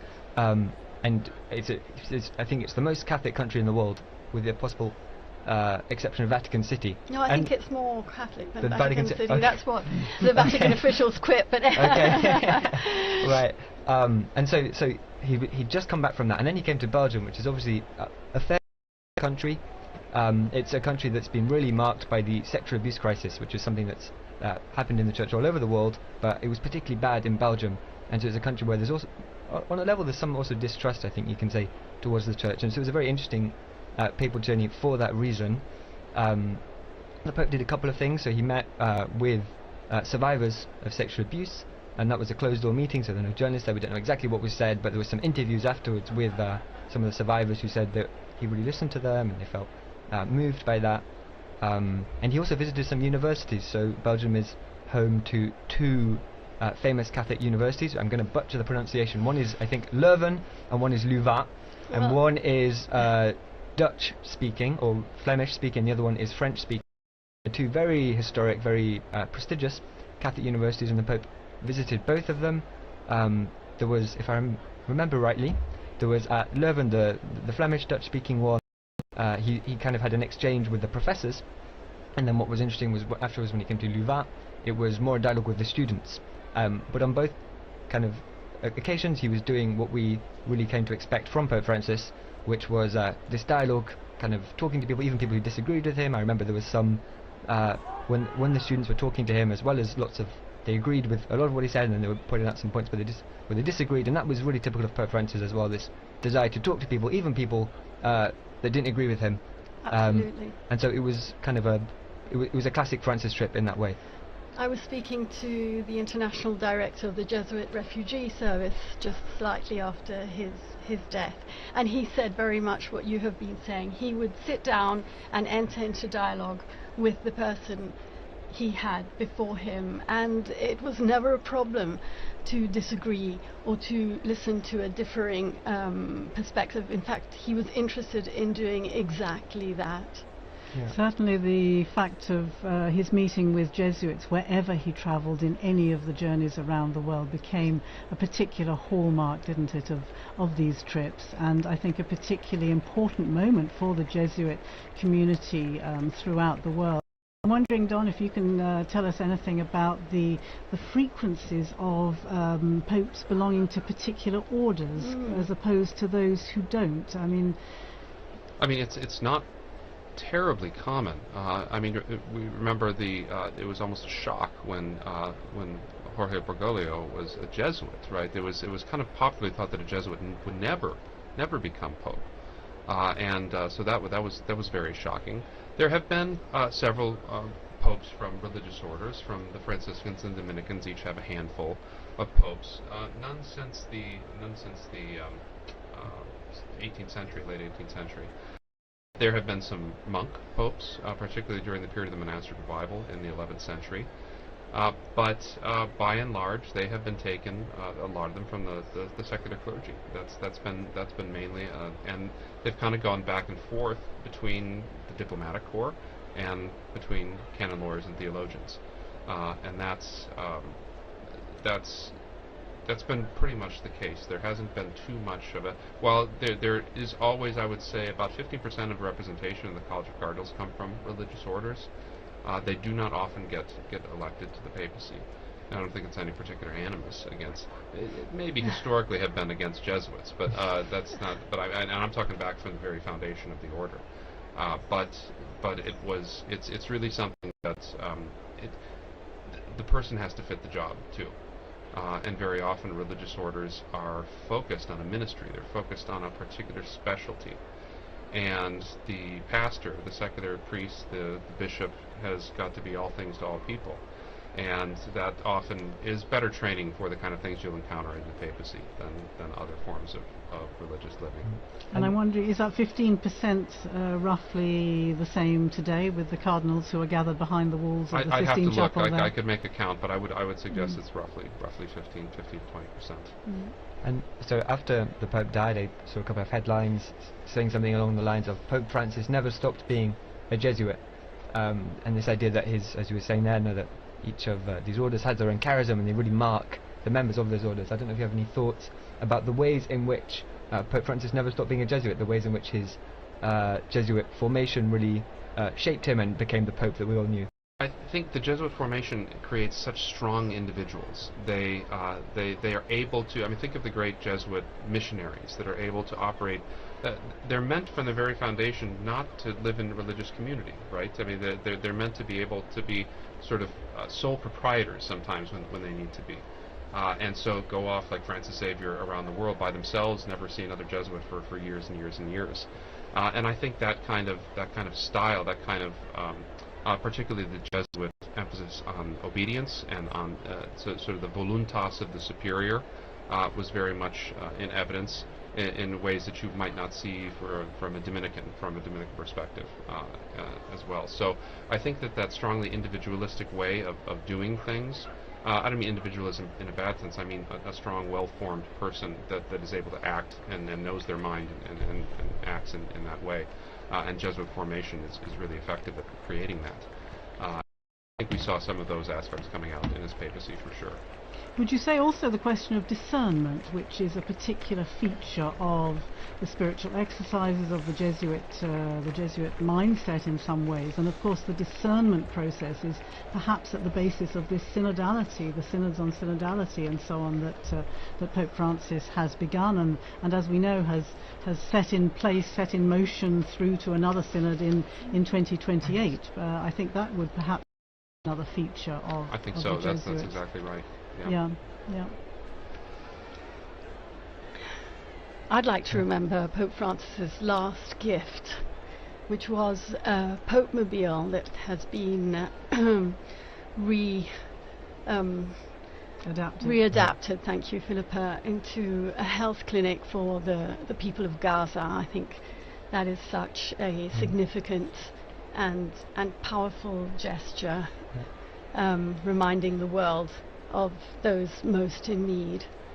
And it came of course following the phone calls that he traditionally made so regularly to the parish, the Holy Family Parish in Gaza, which I think you visited. I was able to do so when I went there when you went. To the Holy Land some years ago, and was able to go to Gaza with the previous parish priest, and you know how significant it is, how important it is in any situation of conflict like that to know that the world has not forgotten you, to know that people are praying for you, that people are praying for peace.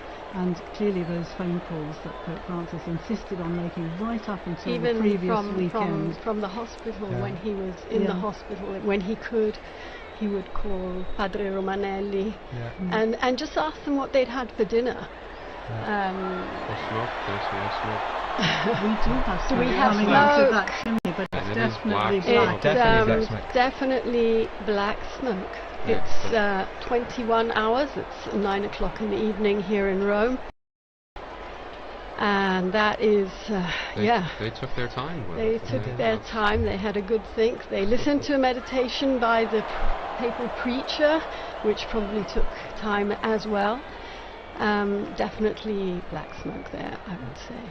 And I wonder what the reaction is to the in the square below, to the crowds who are seeing that, and knowing that there has been no decision, no successful outcome on this occasion. And now we have a shot of the square. I can see some cell phones flashing away there. Whether they'll be able to capture that black smoke billowing in the wind there out of the chimney and away across the rooftop of the Sistine Chapel and the rest of the Vatican museums, I'm not sure, but that's certainly black smoke. I wonder if we have some sound from the square there.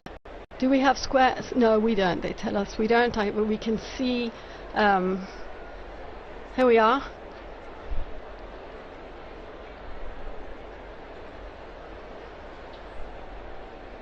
Well, the noise they've made of the sure crowd. of it at least. That's good. They've wow. got a good bit of it. Yes, a good crowd in the square. And you can see, of course, those giant screens set up so that even if you can't actually see from where you're standing, which it looks difficult to see from it now. Does. Yeah, and in fact, I remember that from past And as you years. were saying, it's dark. At nighttime, yes, it becomes difficult. Okay. Well, that is again. I never fail to be moved by the sight of our most beautiful, beautiful city, the Bernini Colonnade, St. Peter's illuminated, that night sky. It could have rained today, but it didn't. It's also a blessing for many. Good weather for the rest of the week. So. And you can see if you're watching on the television screen, it is now completely dark in Rome. The lights are on, the new illumination of the dome of St. Peter's. And the crowd, I think, is very relieved to see smoke, and very definite black smoke. I think there's no question from the very beginning. I want to say thanks to Joseph Tulloch for joining us there. He disappeared out of the studio. And thanks again to Joseph for relaying his experiences. And thanks to our team in studio. I can see people making their way people are moving swiftly out of the square, definitely past dinner time here in Rome. But and I'll tell you, it's going to be tough to find a restaurant anywhere near St. Peter's this evening. Yes. But do keep following us here on Vatican Media, Vatican News. We'll start tomorrow again at 10:30. Is that right? Rome time. You are a guest tomorrow morning again, yes. And with Christopher Wells here in studio. So yes, 10:30 Rome time tomorrow morning for another marathon and commentary. We'll have Devin as well tomorrow in the anchor spot. Yes. He joined us with some great contributions from the square. So Devin, and especially to our guests Philippa Hitchin and Don Prudlow for providing so much information and insight and your memories and reflections from the various pontificates. And being so game for such a long, alive, wonderful. And thank you to Francesca Merlo for being our great producer. And I can see out there Kelsey Gussie, who is also working away behind the scenes, and Mario Scatton. Thank you, all of you. They're signaling us from the... we are in fact going to finish up our broadcast now with the main event has occurred, as it were. So again, thanks to all those who participated in the evenings. Thanks to especially to our head of the English section, Linda Bordoni, who has done so much hard work to make all of this possible. And thank you, Christopher. And as we do close up our broadcast, I would like to thank all of our broadcast partners as well, including EWTN TV, Catholic Faith Network in America, Shalom World Television Network USA, Atmadarshan TV, Catholic TV, Mata TV India, and UCTV, Uganda Catholic Television. Also our radio partners, Luminous Radio and Radio Katipunan in the Philippines. Thanks to all of you. Please join us again tomorrow. Laudetur Jesus Christus.